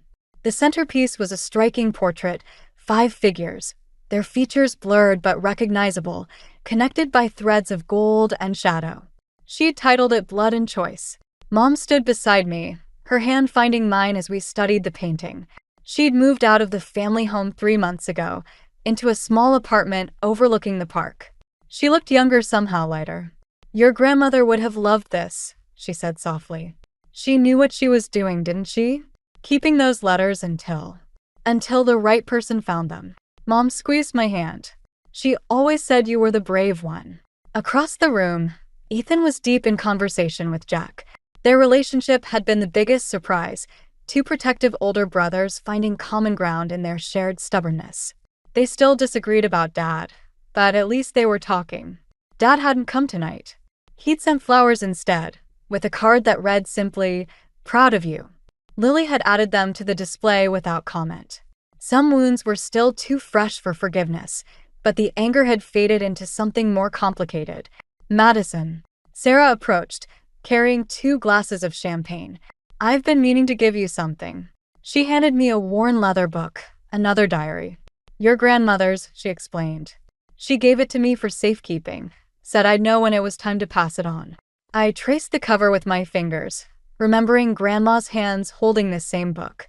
Why now? Read it when you're ready. Sarah glanced at her children, our siblings, with a sad smile. Some stories need time to be understood. Professor Wilson appeared at my elbow, examining Lily's portrait. Interesting technique. The connections are clear, but the boundaries remain undefined. Like family, I said. He nodded, eyes twinkling. Art imitates life. Grace arrived late, hesitating at the door until I waved her over. Our friendship had survived, though changed. Sometimes broken things heal stronger at the fracture points. Speech. Someone called out, and Lily stepped forward, radiant in her moment. This collection is about truth, she began. Not just the truth of facts, but the truth of feelings. Of connections we choose to acknowledge or deny. She met my eyes across the room. Sometimes destruction leads to creation. Sometimes the end of one story is just the beginning of a better one. Later, after the crowds had thinned, I found myself alone with the portrait. In the quiet gallery, I opened Grandma's diary to its last entry. My dearest Madison, it read, by the time you read this, you'll understand why secrets can poison even the purest love. But remember, the antidote to poison isn't always gentle. Sometimes healing hurts more than the wound. Your father chose his path, as did your mother, as did I. Now you've chosen yours. The question isn't whether you were right or wrong. The question is what you'll build from the truth you've uncovered. I closed the book as Lily and Ethan joined me. Without speaking, they each took one of my hands. We stood there, studying our blurred reflections in the portrait's glass, 3 strangers turned siblings, connected by blood and choice and the courage to face the truth. Dinner at my place Sunday? Lily asked. Mom's teaching me Grandma Turner's lasagna recipe. Jack's coming too, Ethan added. Said he'd bring that wine you like. I nodded, feeling the weight of Grandma's diary in my bag. Some stories end with neat conclusions, all questions answered, all wounds healed. But real stories, true stories, just flow into new chapters. This was ours, still being written, one Sunday dinner at a time. Behind us, the portrait's golden threads seemed to shimmer in the fading light, connecting our shadows into something new and unfinished and full of possibility, just like family should be.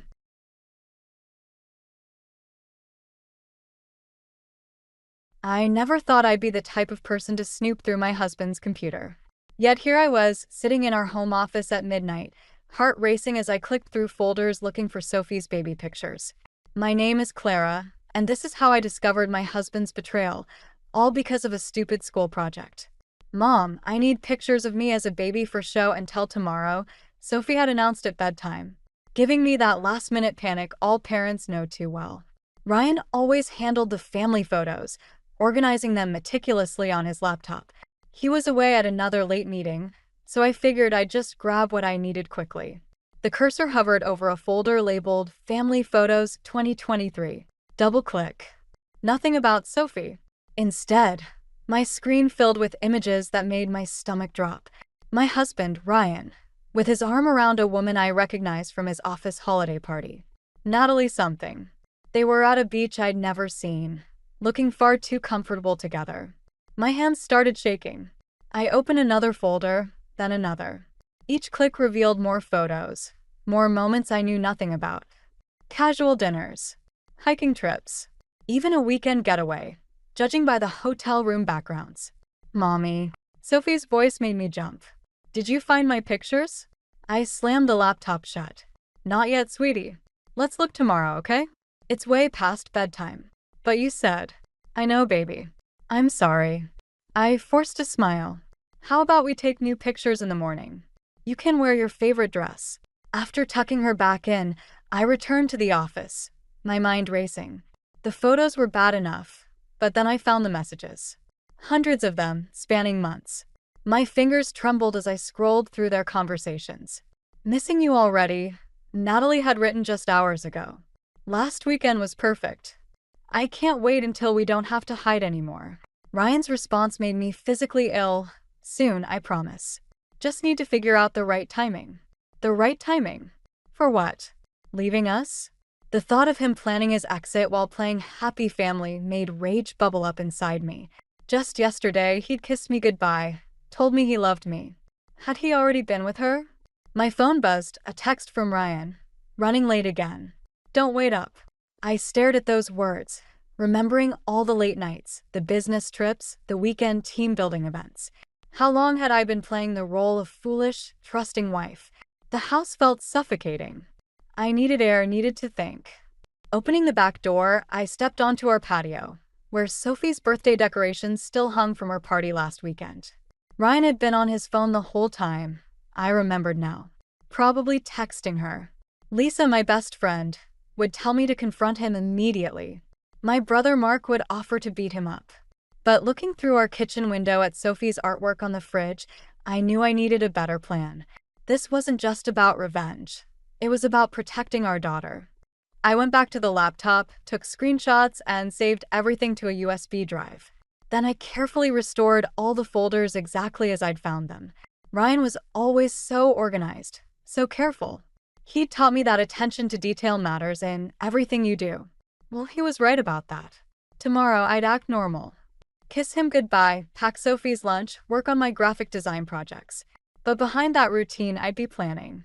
Because Ryan wasn't the only one who could keep secrets. My phone buzzed again. Love you. See you in the morning. I typed back, love you too. And for the first time in our marriage, I lied.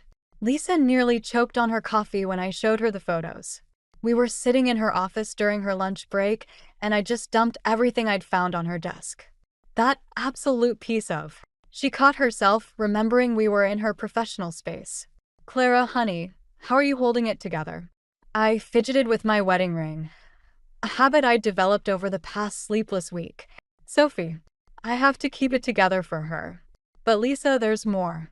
I pulled out my phone and showed her the text I'd received that morning. Ryan wanted to take Sophie on a weekend trip to his parents' lake house, just the two of them. He'd never done that before. He's testing the waters, Lisa said, her therapist voice creeping in. Seeing how Sophie handles being alone with him for extended periods. My stomach churned. You think he's planning to fight for custody? I think you need a lawyer. Lisa reached for her desk drawer and pulled out a business card. Margaret Chin. She handled my sister's divorce. She's expensive, but she's worth every penny. I haven't even confronted him yet, I said, but took the card anyway. Exactly. And you shouldn't. Not until you're ready. Lisa leaned forward. Clara, I've seen this before. Men like Ryan, they're planners. They don't leave anything to chance. He's been documenting everything, organizing those photos meticulously. You need to be just as prepared. The office suddenly felt too small. Through the window, I could see people going about their normal lives, wondering how many of them were hiding similar secrets. There's something else, I admitted. Yesterday, I saw a notification pop up on his phone. He's viewing properties in the city. 3-bedroom apartments. Lisa's expression darkened. Near Natalie's office? I nodded, fighting back tears. 10 minutes away. Okay, here's what we're going to do. Lisa grabbed a legal pad. First, you're going to let him take Sophie this weekend. What? No. Yes. Because while they're gone, we're going to do some digging. Bank statements, credit card bills, everything. You need to know exactly what you're dealing with. My phone buzzed, a text from Ryan. Made dinner reservations for tonight. That new Italian place you wanted to try. Just us. Lisa read the message over my shoulder. He's love-bombing you. Classic move when they're feeling guilty or planning something. Or maybe he's having second thoughts? The hope in my voice sounded pathetic even to me. Clara. Lisa's tone was gentle but firm. Remember the beach photos? That wasn't a one-time thing. That was a vacation. Planned, booked, executed. While you were home with Sophie, probably thinking he was at another sales conference. She was right. I thought about all the times I'd defended Ryan to friends who questioned his late nights. All the times I'd praised him for being such a devoted father and husband. I feel so stupid, I whispered. No. Lisa grabbed my hands. You trusted your husband. He's the one who should feel stupid for throwing away a family that loved him. My phone buzzed again. This time it was Sophie's school.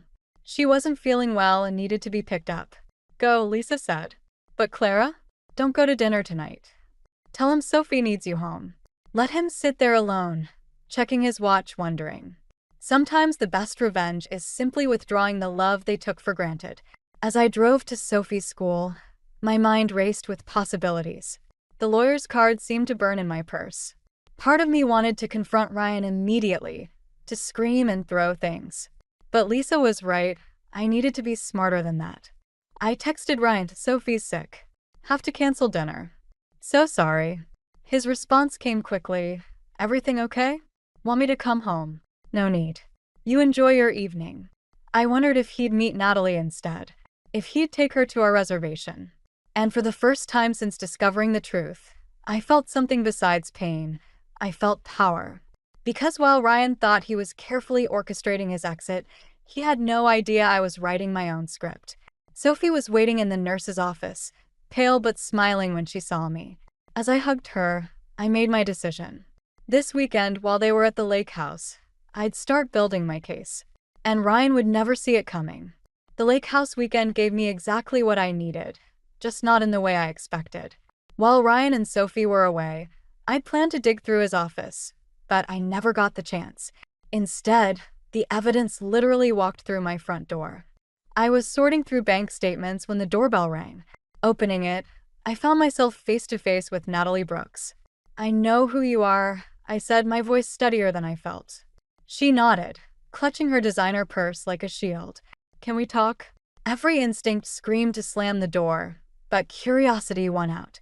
I led her to the kitchen, where Sophie's artwork still covered the fridge. Natalie's eyes lingered on a family drawing, stick figures holding hands, all wearing huge smiles. Coffee, I offered, mostly to fill the silence. I shouldn't be here. She remained standing. But Ryan doesn't know I came, and I thought, you deserve to know everything. My hands gripped the counter. Everything about what? The apartment hunting? The planned custody arrangement? Or just the affair? Her face paled. You know about the apartments? I know enough. I forced myself to meet her eyes. What I don't know is why you're here. Natalie pulled out her phone, hands shaking slightly. Because of this, she showed me an email chain between Ryan and a realtor. The most recent message discussed closing dates and school districts. He said he was leaving you after Sophie's school year ends, she continued. But yesterday, I found out he's been saying the same thing to Jessica in accounting. The room tilted slightly. What? I'm not the only one, Clara. I thought, God, I'm so stupid. I thought I was special. Her laugh was bitter. Turns out I'm just part of his pattern. I sank into a kitchen chair, my mind racing. How many? That I know of? 3, including me. All from different departments. She placed a USB drive on the table. Everything's here. Emails, photos, hotel receipts. Use it however you want. Why are you doing this? Natalie's eyes drifted back to Sophie's drawing. Because I have a daughter too. She's 12. And 2 years ago, my ex-husband did exactly what Ryan's doing now. I just wish someone had warned me. The front door opened before I could respond. Ryan's voice called out, Clara? We're home early. Sophie got carsick. Natalie's eyes widened in panic. I grabbed her arm and pushed her toward the back door, whispering, Go. Now. She slipped out just as Ryan entered the kitchen, carrying a pale-looking Sophie. Someone was here, he asked, noticing the 2 coffee mugs on the counter. Lisa stopped by. The lie came easily now. Sophie, sweetie, let's get you to bed. Later that night, after Sophie was asleep and Ryan was in the shower, I plugged in the USB drive. What I found made me physically ill. Not just the evidence of multiple affairs, but emails to his lawyer discussing divorce strategies. Plans to paint me as unstable, workaholic, neglectful. A detailed timeline for leaving that had been in motion for months. My phone buzzed with a text from Natalie. There's one more thing. Check the folder marked Project Phoenix. The company's investigating him for embezzlement. He's been moving money around, preparing to run. I opened the folder with trembling hands. Financial records, offshore accounts, falsified reports, all meticulously documented. Ryan hadn't just been planning to leave us. He was planning to disappear completely, probably with Jessica from accounting, leaving me to deal with the legal fallout. Another text from Natalie, meeting with HR tomorrow at 9 a.m. to turn everything in. Thought you should know. I deleted the message and closed the laptop. Upstairs, the shower was still running. Ryan was humming, the same tune he'd hummed on our wedding day. My hand brushed against Lisa's lawyer's card in my pocket. Tomorrow, Ryan would walk into work thinking he had everything under control. He'd smile at Natalie, flirt with Jessica, and continue building his house of cards. But tonight, I had choices to make. About Sophie. About our future. About whether revenge meant destroying him completely or simply walking away with everything he thought he'd taken from me. The shower stopped. I heard Ryan's familiar footsteps. "Hey," he called out. "Everything okay down there?" I looked at the USB drive in my hand and smiled. "Everything's fine. Just finishing up some work." The morning Natalie was supposed to meet with HR, Ryan didn't go to work. Instead, he was sitting at our kitchen table when I came downstairs, still in his pajamas, looking through old family albums. "Remember this?" He held up a photo from Sophie's 3rd birthday. "You made that butterfly cake from scratch." It looked terrible, but Sophie loved it. My phone buzzed in my pocket, probably Natalie wondering where Ryan was. I ignored it. "Why are you here, Ryan?" He closed the album carefully. "I got an interesting email last night. Someone's been accessing my work files." IT flagged it. His eyes met mine. "From our home network." The air felt thick. I poured myself coffee, buying time. "Sounds serious." "It is." He drummed his fingers on the table. "Especially since some sensitive financial documents were copied. The kind that could cause real problems for certain people. People like you?" His smile didn't reach his eyes. "Clara, let's be honest with each other. What do you think you're doing?" "Funny. I was about to ask you the same thing." I sat across from him. "How's Jessica from accounting, by the way? Or should I ask about the offshore accounts first?" The color drained from his face. For a moment, I saw a panic flash in his eyes before his practiced charm took over. "Whatever you think you know. I know everything, Ryan. The affairs, the money, the plans to leave. Your whole house of cards." I pulled out my phone, showing him Natalie's text thread. "Turns out your girlfriends talk to each other." "And to me." He reached for the phone, but I pulled it back. "Sophie's still asleep," I reminded him quietly. "Let's keep this civil." "Civil." He laughed, but it sounded hollow. "You're threatening to destroy everything I've built." "No, you did that yourself." "I'm just deciding what to do with the wreckage." My phone buzzed again. This time Ryan's phone chimed too. His face changed as he read the message. "HR meeting cancelled," he said. "Natalie called in sick." He looked up. "What did you do?" "Nothing. Yet." I took a sip of coffee. "But here's what's going to happen. You're going to transfer half of everything, the legal half, into my name. You're going to agree to joint custody, and you're going to disappear from Sophie's life slowly on my terms. So it doesn't break her heart all at once." "Or what?" "You'll turn me in." His voice hardened. "Think carefully, Clara. If I go down, we all do. No money for Sophie's college. No comfortable life. Is that what you want?" Before I could answer, small footsteps padded down the stairs. Sophie appeared in her unicorn pajamas, rubbing sleep from her eyes. "Daddy? You're home." Ryan's face softened instantly as she climbed into his lap. "Hey, princess. Just working from home today." Over Sophie's head, our eyes met in a silent standoff. He knew I wouldn't risk Sophie's future. But he'd forgotten something crucial about me, something he'd once loved. I was a graphic designer. I noticed details, like how his laptop password was Sophie's birthday, like how he always backed up everything, including emails he thought were deleted, like how his careful plans left a trail someone creative could follow. "Sophie, honey," I said, "why don't you show Daddy that new drawing you made? The one about your future." She ran to get it, leaving us alone again. "You have until tonight," I said quietly, "to decide how this plays out. But remember, I'm not the only one with copies of those files. And Natalie's not the only one who knows where they are." Ryan's jaw clenched. "You're bluffing." "Maybe. Want to risk finding out." Sophie returned with her drawing, a picture of her future self as a veterinarian. As she explained every detail to Ryan, I watched him hold her, knowing these moments were numbered, not because I wanted revenge, but because sometimes protecting someone means letting them lose everything else. My phone buzzed one final time. A message from Lisa: Margaret Chen can see you at 2 p.m. Don't tell Ryan. I deleted the message and watched my daughter smile at her father, memorizing the moment before everything changed. My brother Mark's guest room felt like a sanctuary after the chaos at home. Sophie was already asleep, exhausted from what I'd told her was a surprise sleepover at Uncle Mark's. I hadn't planned on leaving tonight, but Ryan's final move forced my hand. He did what? Mark paced his kitchen, hands clenched. Show me again. I pulled up the bank app on my phone. Our joint accounts, completely drained. Every penny transferred out just hours after our confrontation. Classic Ryan, Mark muttered.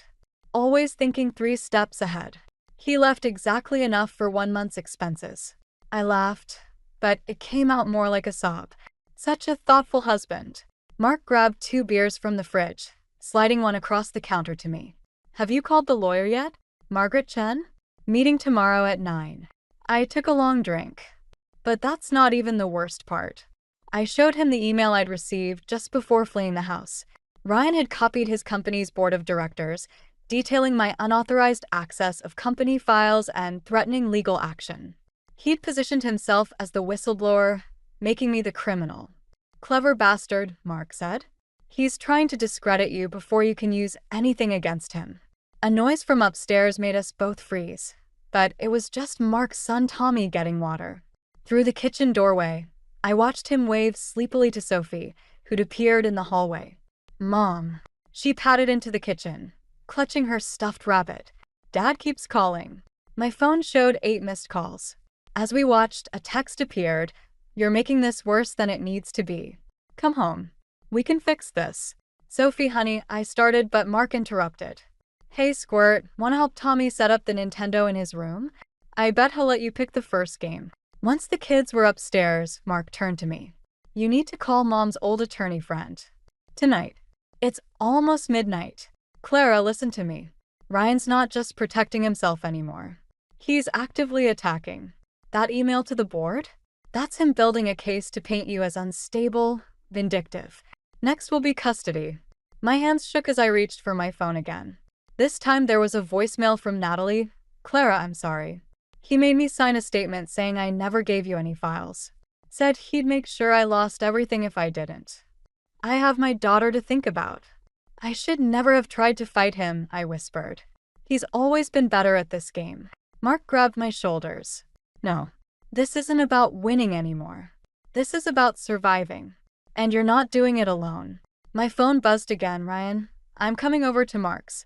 Sophie needs to be home in her own bed. Don't make this difficult. He can't just... Mark started, but headlights swept across the kitchen windows. Ryan's car. Take Sophie upstairs, I said, suddenly calm. Lock the door. Clara. Now, Mark. As Mark disappeared upstairs, I opened my laptop and connected to the home security camera feed I'd installed last week. The screen showed Ryan at our empty house, not here at all. The headlights belonged to a neighbor. But the message was clear. He knew where we were, and this was just the beginning. I opened my email and began typing, Dear Margaret Chen, I need your help immediately. My husband has emptied our accounts and is threatening to frame me for corporate espionage. I have evidence of his affairs and financial fraud, but he's trying to discredit me before I can use it. Upstairs, I could hear Sophie and Tommy laughing at their game.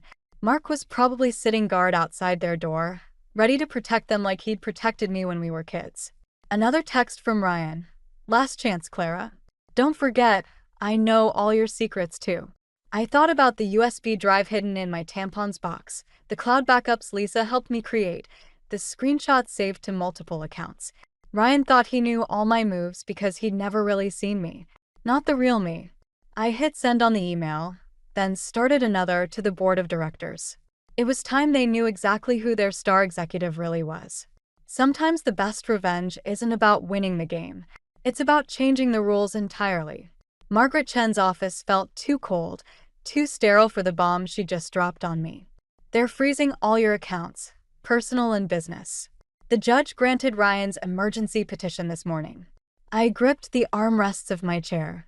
He can't do that. Those are my client's payments. He's claiming you used company resources to build your freelance business. That all your income is potentially tied to stolen proprietary information. Margaret's expression was grim. It's temporary, but it could take weeks to fight. My phone buzzed. Another client canceling their contract. That made 5 since Ryan's mass email went out last night, warning my entire professional network about the ongoing investigation. He's destroying everything I built, I whispered. Clara. Margaret leaned forward. There's more.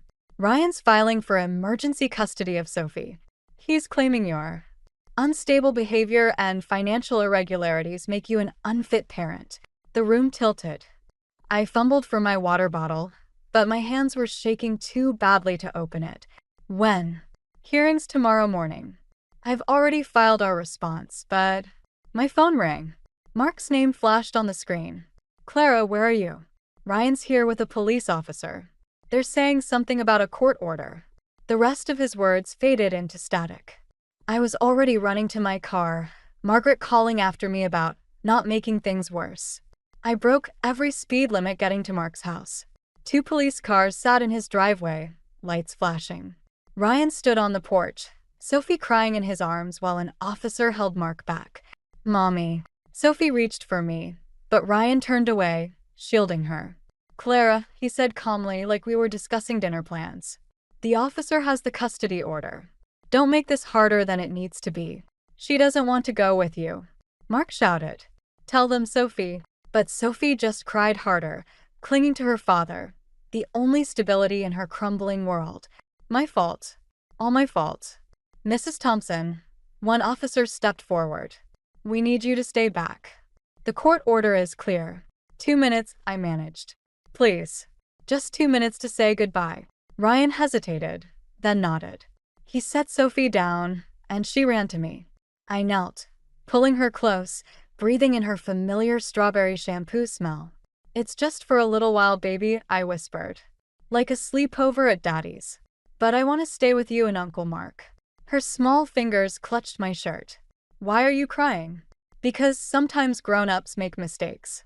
I wiped my eyes. But I'm going to fix this. I promise. Ryan cleared his throat. Time to go, princess. Sophie's hand slipped from mine.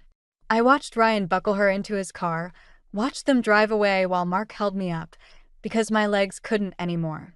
He won, I said numbly. He actually won. My phone buzzed again, Lisa this time. Just heard from Natalie.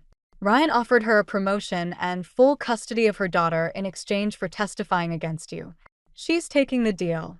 I deleted the message, then deleted Natalie's number. What was the point anymore? Ryan had outmaneuvered me at every turn. My business was ruined. My daughter gone. My reputation destroyed. Even the evidence I'd gathered was useless now that everyone involved had turned against me. Come inside, Mark said softly. We'll call Margaret, figure out our next move. But I stayed on his driveway, watching the space where Sophie had disappeared, remembering how Ryan used to say I was too trusting, too straightforward. He'd meant it as a compliment then. My phone buzzed one last time, an email from Ryan's company board, due to the serious nature of these allegations. I didn't need to read the rest. They were distancing themselves, protecting the company.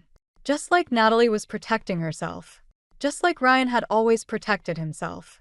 Maybe it was time I learned to do the same. I opened my phone and dialed a number I'd sworn never to use. Ryan's biggest corporate rival. Hello, I said when they answered.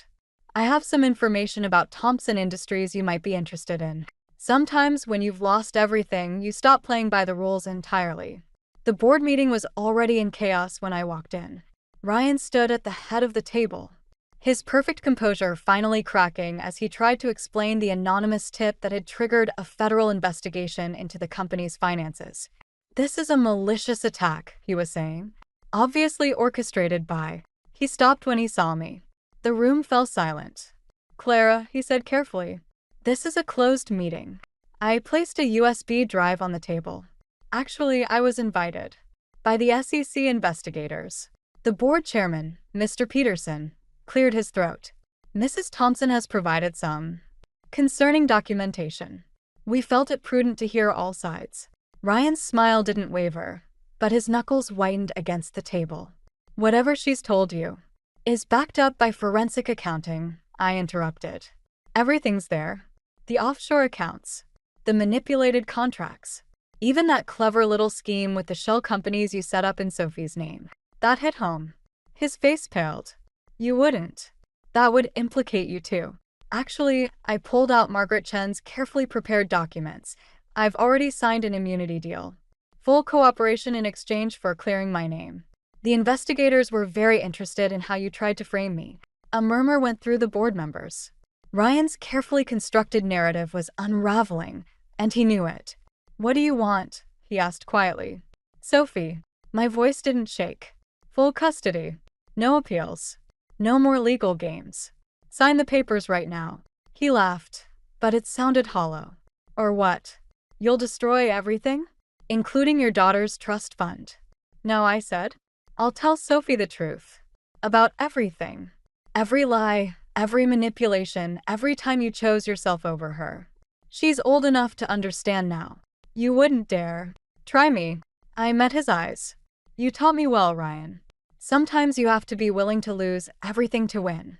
The room was dead silent. Board members shifted uncomfortably as father and daughter faced off across the corporate battlefield Ryan had created. His phone buzzed, probably Natalie, wondering why their escape plan had derailed. He ignored it. The papers, he said finally.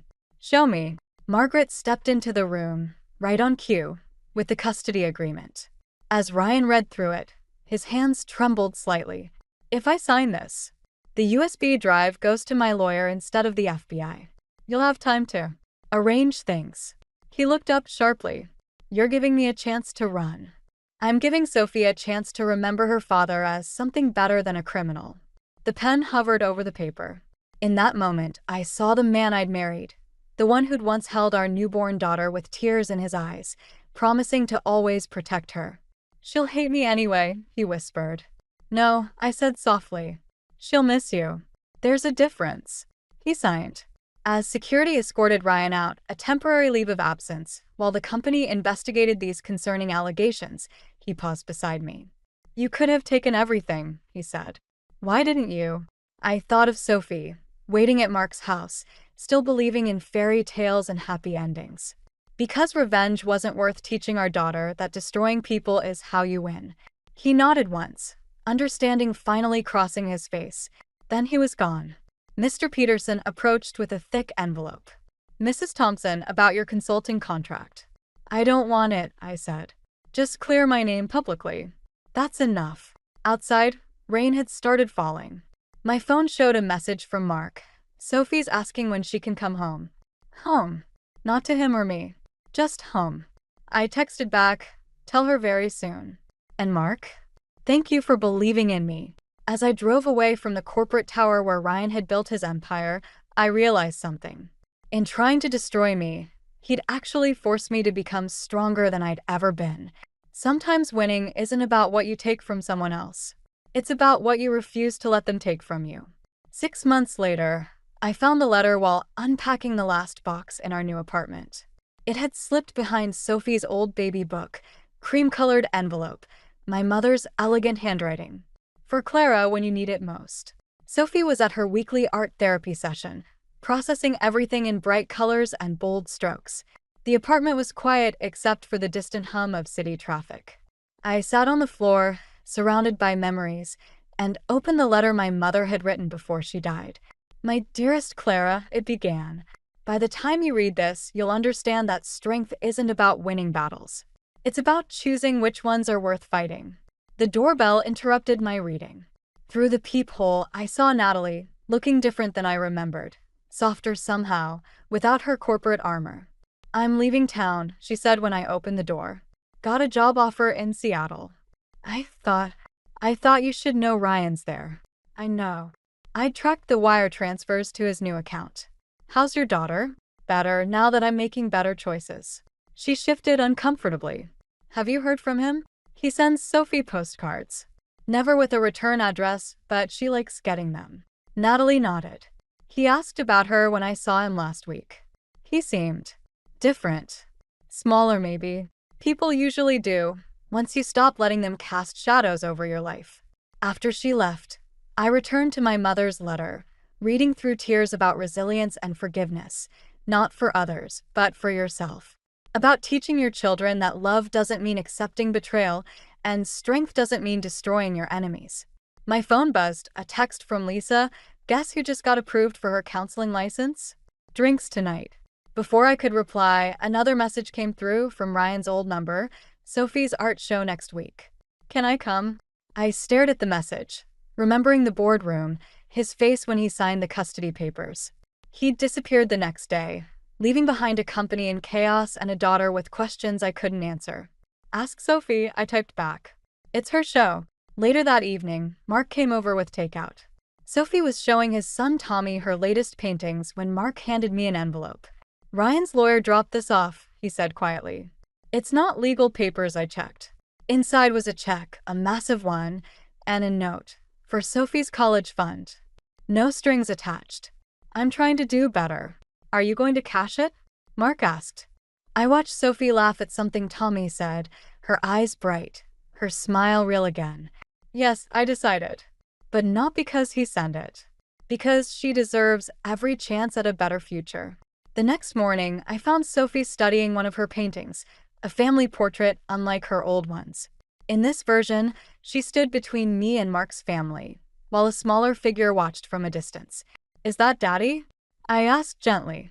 She nodded. Miss Lisa says it's okay to love someone from far away. And it's okay if they need to learn how to love better. I hugged her tight, thinking of my mother's letter, of Ryan's postcards, of Natalie's quiet redemption. You're very wise, you know that? Like you, she said. Tommy says his dad says you're the strongest person he knows. I smiled, remembering how I'd once thought strength meant winning at all costs. Now I understood. It meant having the courage to rebuild, to forgive without forgetting, to love without losing yourself. My phone buzzed again, another client booking. My new design business was growing, built on creativity and determination rather than corporate connections. Life wasn't perfect, but it was ours, shaped by choices made with clarity rather than revenge. Sophie returned to her painting, adding bright colors around all the figures, even the distant one. Everyone needs a little light, she explained. I thought of Ryan, somewhere in Seattle, sending postcards to a daughter he was finally learning to love unselfishly. Of Natalie, seeking her own fresh start. Of my mother's letter, still waiting to be finished. Sometimes the happiest endings aren't about getting everything you thought you wanted. They're about discovering what you actually need and having the courage to build it yourself, one bright color at a time.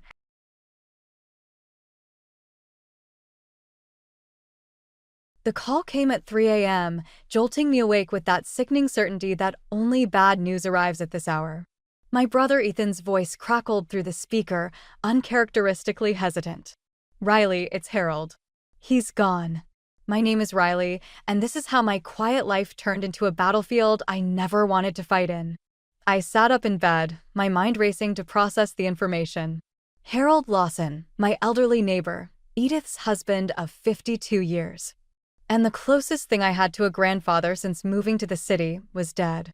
Just like that. What happened? I managed to ask, already throwing on clothes with my free hand. Heart attack, they think. Edith found him in his workshop. Ethan paused, and I could hear muffled voices in the background. Listen, Vanessa and I are heading over there now. You should come too. Of course Vanessa would be there. My sister-in-law never missed an opportunity to insert herself into family matters, especially ones involving property or money. I pushed the thought aside, feeling guilty for thinking ill of her at a time like this. I'll be there in 20 minutes, I said, hanging up before he could respond. The drive to Edith's house was surreal. Streetlights cast orange shadows across my dashboard as I navigated the empty streets, my mind replaying yesterday's conversation with Harold. He'd been showing me his latest woodworking project, a delicate music box he was making for Edith's birthday. Life's too short not to make beautiful things, he'd said, his weathered hands carefully sanding the maple lid. When I pulled up to their Victorian home, Several cars were already parked outside. Ethan's black SUV sat in the driveway, and I recognized Mark Reynolds' beat-up Honda among them. What was Ethan's best friend doing here already? Inside, I found Edith sitting in her favorite armchair, looking small and lost. Vanessa hovered nearby, one manicured hand on Edith's shoulder in what seemed more like possession than comfort. My brother stood by the fireplace, deep in conversation with Mark. "Oh, Riley, dear." Edith's voice wavered as she reached for me. I crossed the room and knelt beside her chair, taking her trembling hands in mine. They were ice cold. "I'm here," I whispered, ignoring Vanessa's slight step backward, as if making room for me was physically painful for her. "We were just discussing arrangements," Vanessa said, her tone carrying that familiar edge of authority. "The funeral home needs decisions by morning, and there's the matter of the estate to consider." I felt Edith's hands tighten around mine. "The estate?" I asked, not bothering to hide my disbelief. "Harold's been gone for what, 2 hours?" "These things need to be handled promptly," Vanessa replied, shooting me a look that clearly said, "Stay in your lane." "Especially with properties of this value." Ethan cleared his throat. "Maybe we should focus on the immediate needs first," he suggested, but his voice lacked conviction. I'd heard that tone before, the sound of my brother choosing the path of least resistance. "I just want to sit with my memories for a while," Edith said quietly, her voice stronger than I expected. "Harold always said there's no rush in doing things right." Something flickered across Vanessa's face, frustration? Concern? Before her practiced smile returned. "Of course, Edith. We're all here to support you.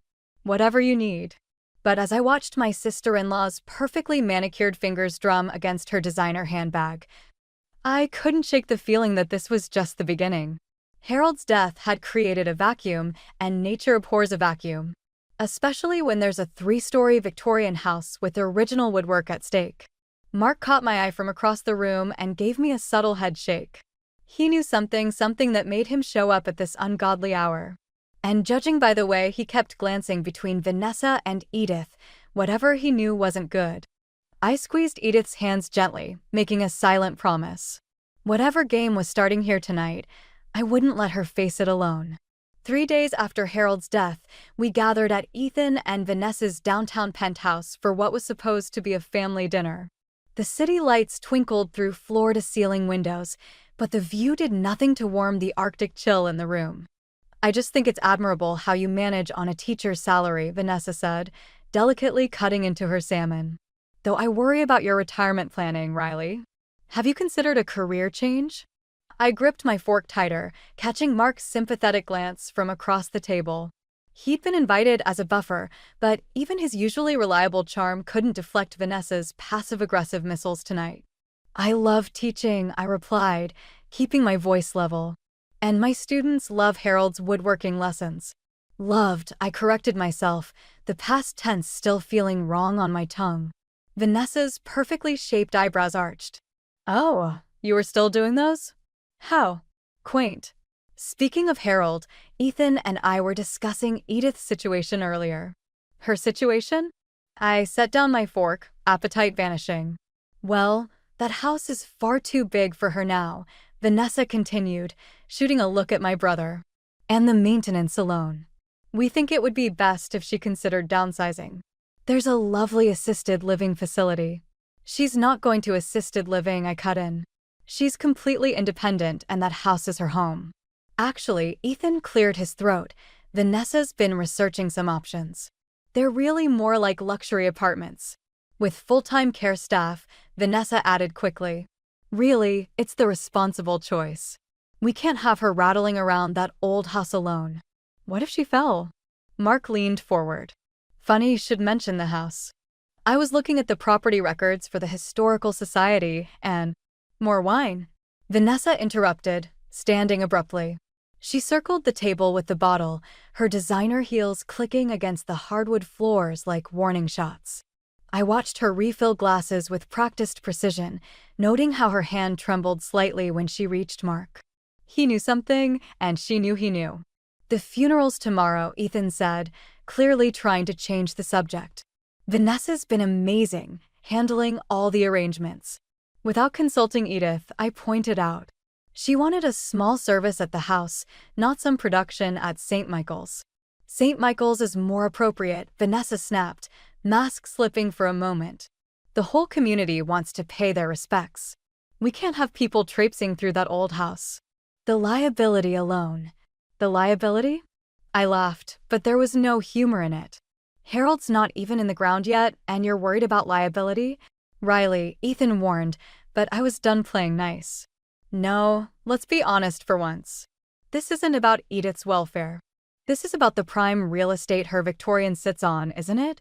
Right in the path of your firm's development project. The silence that followed was deafening. Vanessa's face went white, then red. Ethan looked between us like he was watching a tennis match, and Mark was suddenly very interested in his wine glass. I don't know what you think you're implying, Vanessa said, her voice deadly quiet, but I'm only trying to help. Unlike some people, I actually understand the financial realities of maintaining a property like that. But then, money management was never your strong suit, was it? Vanessa, Ethan started, but she steamrolled over him. No, it needs to be said. You live in that tiny apartment, playing house with the neighbor lady, pretending you're some small-town hero. Meanwhile, your brother and I are trying to build something real, something lasting. But you wouldn't understand that, would you? I stood up slowly, my chair scraping against the floor. You're right, I don't understand. I don't understand how you can look at someone's grief and see a business opportunity. I don't understand how my brother can sit there and let you. That's enough. Ethan slammed his hand on the table, making the crystal wine glasses jump. Both of you, just. Enough. But as I looked at my brother's face, I saw something I'd never noticed before: fear. Not of the conflict, but of choosing sides. And in that moment, I realized this wasn't just about Edith's house anymore. This was about every time Ethan had looked the other way, every time he'd chosen peace over principle. You're right, I said quietly, dropping my napkin on the table. It is enough. I left them sitting there, the city lights casting long shadows across their expensive floors, their expensive lives. But as I waited for the elevator, I heard footsteps behind me. Riley, wait, Mark called out. There's something you need to know about Harold's will. Mark's revelation about Harold's will haunted me through the funeral service at St. Michael's. I barely heard the priest's words, too focused on what I'd learned. Harold had left Edith more than just the house. He'd left her controlling interest in several downtown properties, including the block Vanessa's firm wanted to develop. I sat in the back pew, watching Vanessa play the role of grieving family friend perfectly. Her black designer dress and tasteful pearls a stark contrast to Edith's simple navy suit. But now I knew why she'd been hovering so close these past few days. After the service, I followed the sound of voices to the church's small garden. What I overheard made my blood run cold. The medication is making her confused, Vanessa was saying to someone on her phone, partially hidden behind a marble angel. Yes, I understand the timeline is tight, but I can handle Edith. She trusts me now. No, Riley won't be an issue. She's too naive to understand what's really at stake. My hands clenched into fists, crumpling the funeral program I was holding. The rustling paper must have caught Vanessa's attention because she spun around, nearly dropping her phone. I'll call you back, she said quickly, then painted on a concerned smile. Riley, dear, shouldn't you be helping Edith with the reception arrangements? Cut the act, Vanessa. What medication are you talking about? She waved her hand dismissively. Just some mild anti-anxiety pills the doctor prescribed. Edith's been having trouble sleeping since Harold passed. I'm helping her manage the dosage. Like you're helping her manage her properties? Something dangerous flashed in Vanessa's eyes. You know, Riley, this holier-than-thou routine is getting old. Not everything is a conspiracy. Some of us actually understand business and finance. And some of us understand elder abuse when we see it. Vanessa stepped closer, her voice dropping to a whisper. Be very careful what you're implying. Ethan and I are trying to build a future here. A real future, not whatever small-town fantasy you're living. Don't make me choose between family loyalty and business necessity. Is that a threat? It's reality. You think you're protecting Edith? You're just prolonging the inevitable. That neighborhood is changing with or without her cooperation. The smart play is to help her transition now, while she can still benefit from the deal. Before I could respond, Mark appeared around the corner. Everything okay here? Perfect, Vanessa said smoothly. Just discussing the reception details. Speaking of which. She glided away, leaving behind only the scent of expensive perfume and unspoken warnings. Mark waited until she was out of earshot. You okay?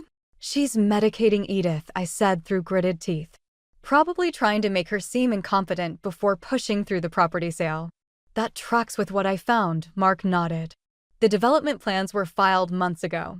They're already selling pre-construction units in a building that's supposed to go where Edith's house stands. My stomach lurched. How is that even legal? It's not. But proving it. He shrugged. Corporate law is Vanessa's specialty. She knows how to cover her tracks.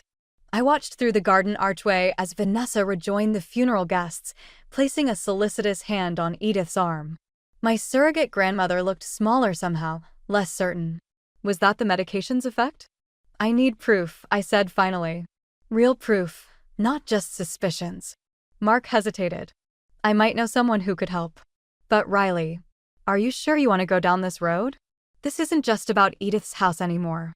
If what I suspect is true, we're talking about major real estate fraud. Going up against Vanessa means going up against your brother too. I thought about Ethan, about all the times he'd chosen the path of least resistance. About Harold's workshop, where he'd taught me that doing the right thing wasn't always the easy thing.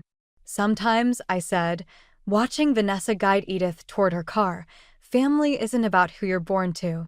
It's about who you choose to protect. Mark nodded slowly. Okay then. But whatever we find, there's no going back. I know, I said, and I did. Because I'd just seen Vanessa slip something into her purse, something that looked suspiciously like a prescription bottle with Edith's name on it. The time for playing nice was over. The morning after the funeral, I found Edith sitting in Harold's workshop, turning one of his unfinished music boxes over in her trembling hands. Something about her posture made me pause in the doorway. She looked defeated, smaller somehow. I can't seem to find my anxiety medication, she said without looking up. Vanessa usually brings it, but... She trailed off, her fingers tracing the half-carved patterns on the wooden lid. How long has Vanessa been managing your medication? I kept my voice casual, though my heart was racing. Oh, she's been so helpful since Harold. Edith's voice cracked. I've been having such trouble sleeping, and she said these pills would help. But sometimes I feel... strange. Confused. Yesterday, I signed some papers, but I can't quite remember. My stomach dropped. What papers, Edith? Something about the property taxes, I think. Or was it insurance? She pressed her fingers to her temples. Everything's so fuzzy lately. I pulled up a stool beside her, noting how her usually sharp eyes seemed clouded. Would you let me take you to see Dr. Chin? Just for a checkup? Before she could answer, the workshop door creaked. Ethan stood there, looking uncomfortable in his tailored suit among Harold's tools and sawdust. Everything okay in here? He glanced between us. Vanessa sent me to check on Edith. She's worried about her missing her medication schedule. I bet she is, I muttered. Edith suddenly gripped my hand. Riley, dear, could you fetch my reading glasses from upstairs? I'd like to show Ethan some of Harold's sketches. Something in her tone made me hesitate, but I nodded and headed for the stairs. At the bottom, I paused, hidden from view. Ethan, Edith's voice was clearer now, stronger. Harold always said you reminded him of himself at your age. So full of potential, but too afraid to stand up to the people you love. Edith, He also said the true measure of a man isn't in what he builds, but in what he protects. A pause. Your wife is drugging me, dear. The silence that followed was deafening. I held my breath, waiting for my brother's response. That's not possible. Vanessa would never. The same way she would never use your friendship with Mark to get information about Harold's properties, Edith's voice was gentle. But the words landed like slaps. The same way she would never forge my signature on development permits? How did you? I may be old, Ethan, but I'm not stupid. Not yet, anyway. Though these pills of hers are certainly trying their best. The sound of wood scraping against wood, Edith setting down the music box. The question is, what are you going to do about it? I heard my brother's sharp intake of breath, followed by footsteps pacing the workshop floor. If what you're saying is true, God, this could ruin everything. The firm, our reputation. Your sister's trust, Edith added quietly. Though I suspect you've already lost that. More silence, then the sound of the workshop door opening. I need to think, Ethan said, his voice thick. Just don't tell Riley about this conversation. Please. I slipped into the shadows as my brother hurried past, his face twisted with conflict. When I returned to the workshop, Edith was exactly where I'd left her, but something had changed. She looked more alert, more like her old self. I didn't really need those reading glasses, did I? I asked. Edith smiled sadly. No, dear. But you needed to hear that conversation as much as your brother needed to have it. She picked up the unfinished music box again. Harold always said timing was everything, whether you're crafting wood or crafting justice. I stared at her, understanding dawning. You're not confused at all, are you? Let's just say I've been paying very close attention to what everyone's been doing in my house since Harold died. She reached into her cardigan pocket and pulled out a small recorder. And I think it's time we had a conversation about exactly what was in those papers I signed yesterday. The music box sat between us, its unfinished edges catching the morning light, a reminder that sometimes the most beautiful things come from the roughest beginnings. Mark's law office felt too small for the weight of what we were discussing. Edith sat straight-backed in a leather chair, the recorder placed carefully on the desk between us, while I paced behind her. These signatures, Mark said, spreading out the documents Edith had brought, they're good forgeries. Without the recording, it would be your word against theirs.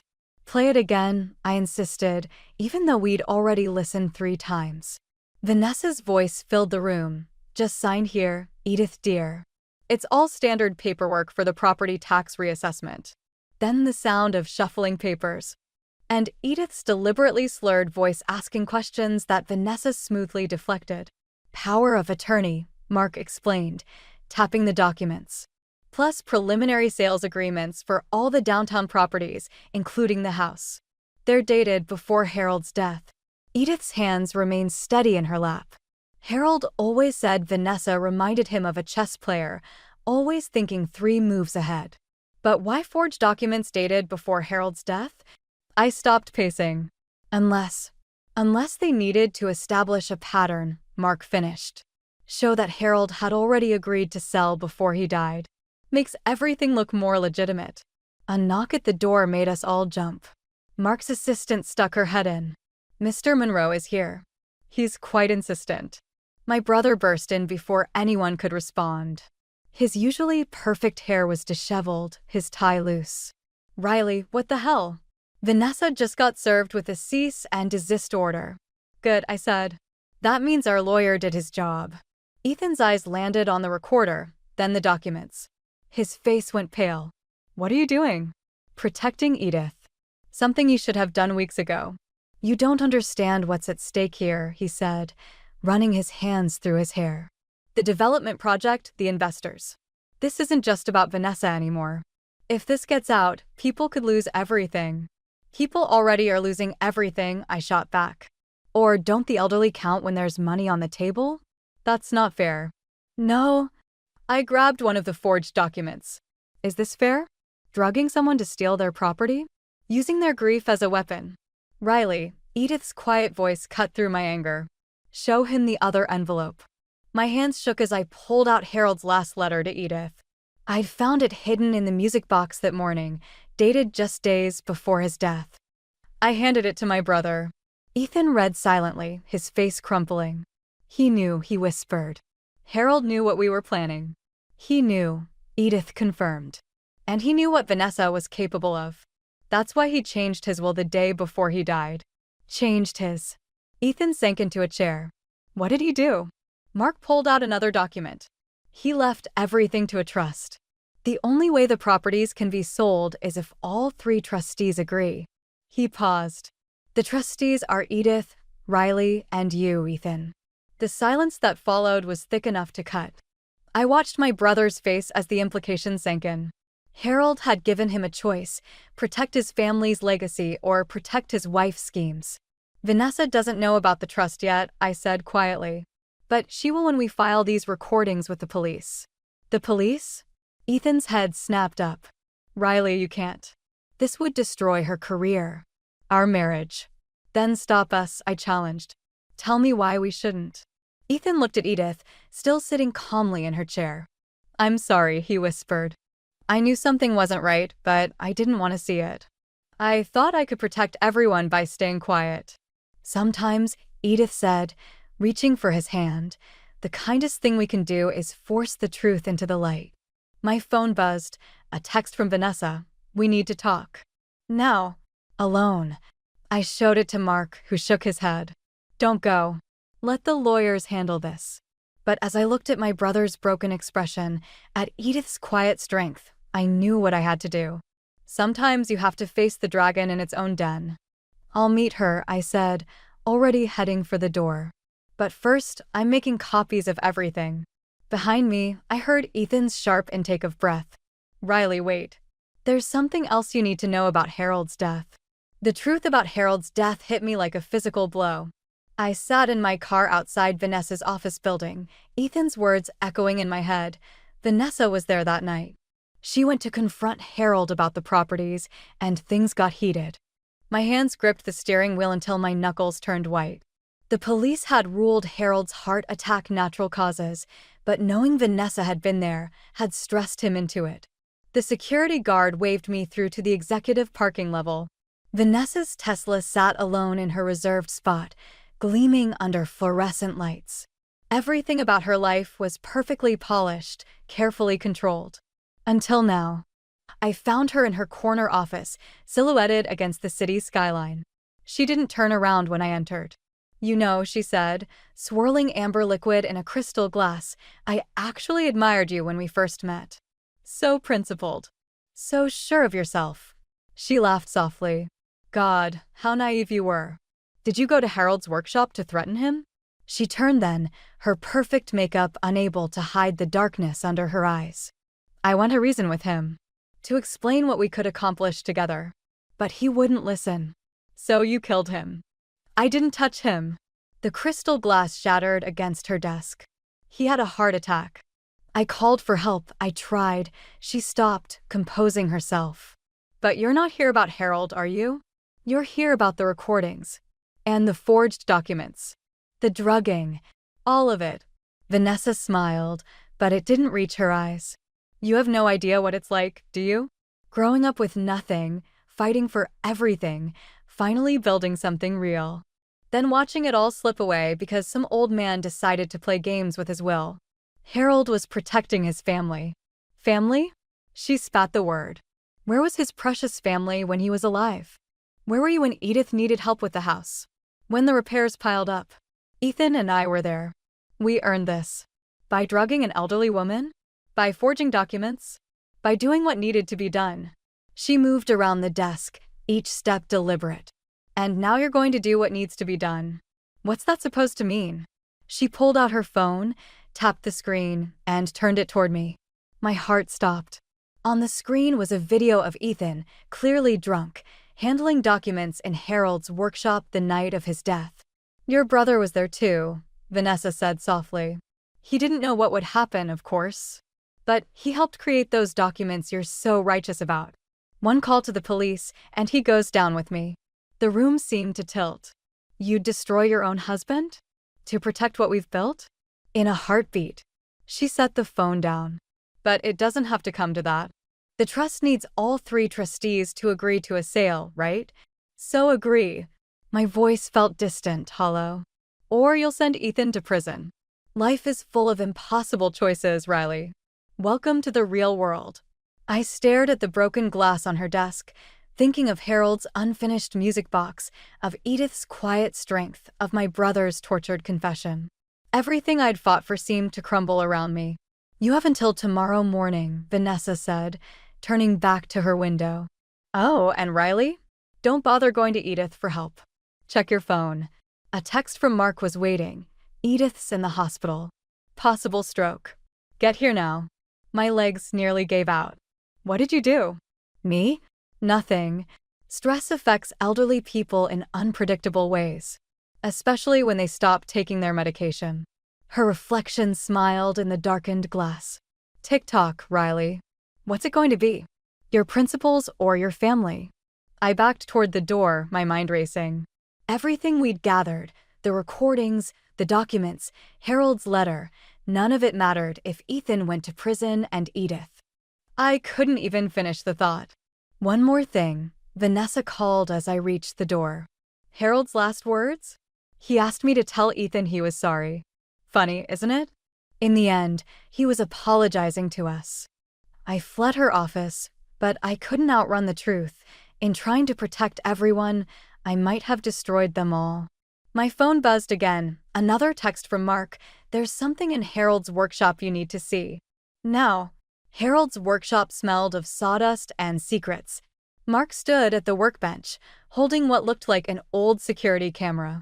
Harold installed it after the first break-in attempt, he explained, connecting it to his laptop. Hidden in the rafters, motion activated. I found it when I was helping Edith catalog his tools. The footage was grainy but clear enough. I watched as Vanessa entered the workshop that night, followed by Harold.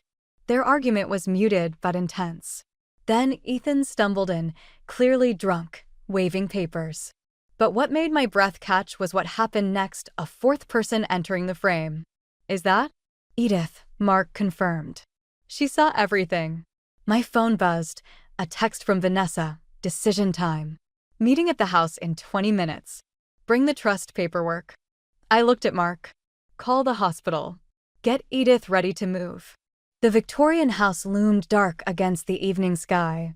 Inside, Vanessa paced the living room while Ethan sat slumped in Harold's old armchair, looking defeated. The papers? Vanessa demanded. First, tell me what really happened that night. She laughed sharply. You still don't get it, do you? It doesn't matter what happened. What matters is what happens next. It matters to me. Ethan's voice was barely a whisper. Tell her, Vanessa. Tell her what you did to my father. The room went still. What did you say? Harold wasn't just my mentor, Ethan continued, finally looking up. He was my biological father. That's why he changed his will at the end. That's why he was trying to protect me from you. Vanessa's perfect composure cracked. You knew? All this time. I found out the night he died. That's why I was there, drunk, angry. But you. He stood up. You knew for months, didn't you? Used it to pressure him into signing those first documents. I did it for us. Vanessa's voice rose hysterically. Everything I did was to secure our future. The properties, the development deals. The medications? I cut in. The forged papers? Harold's death? He was going to ruin everything. She grabbed her phone. One call, and your precious brother goes to prison. Is that what you want? Go ahead, I said quietly. Make the call. She froze, something in my tone making her hesitate. Or we could watch the security footage from the workshop first. All of it, including the part where you switched Harold's heart medication before the argument. The phone slipped from her fingers. That's impossible. I checked. The camera in the rafters? That was just the backup. I nodded toward the doorway. Harold had another one in his old music box. The one sitting on his workbench that night. The one Edith took with her when she left. As if on cue, the front door opened. Edith walked in, steady on her feet, followed by 2 police officers. She held Harold's unfinished music box in her hands. No stroke, I'm afraid, she said to Vanessa. Though I do appreciate your concern for my health. The hospital stay gave us time to get everything in order. Vanessa lunged for the door, but Mark stepped in to block her path. It's over, he said gently.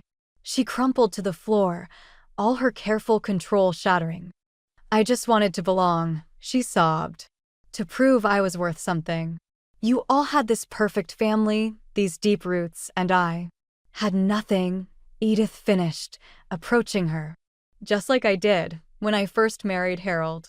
He taught me that family isn't about blood or property or proving yourself. It's about the choices we make every day to protect or destroy what matters. I watched as the police led Vanessa away, her mascara tracking black tears down her cheeks. Ethan stood by the window, his shoulders shaking silently.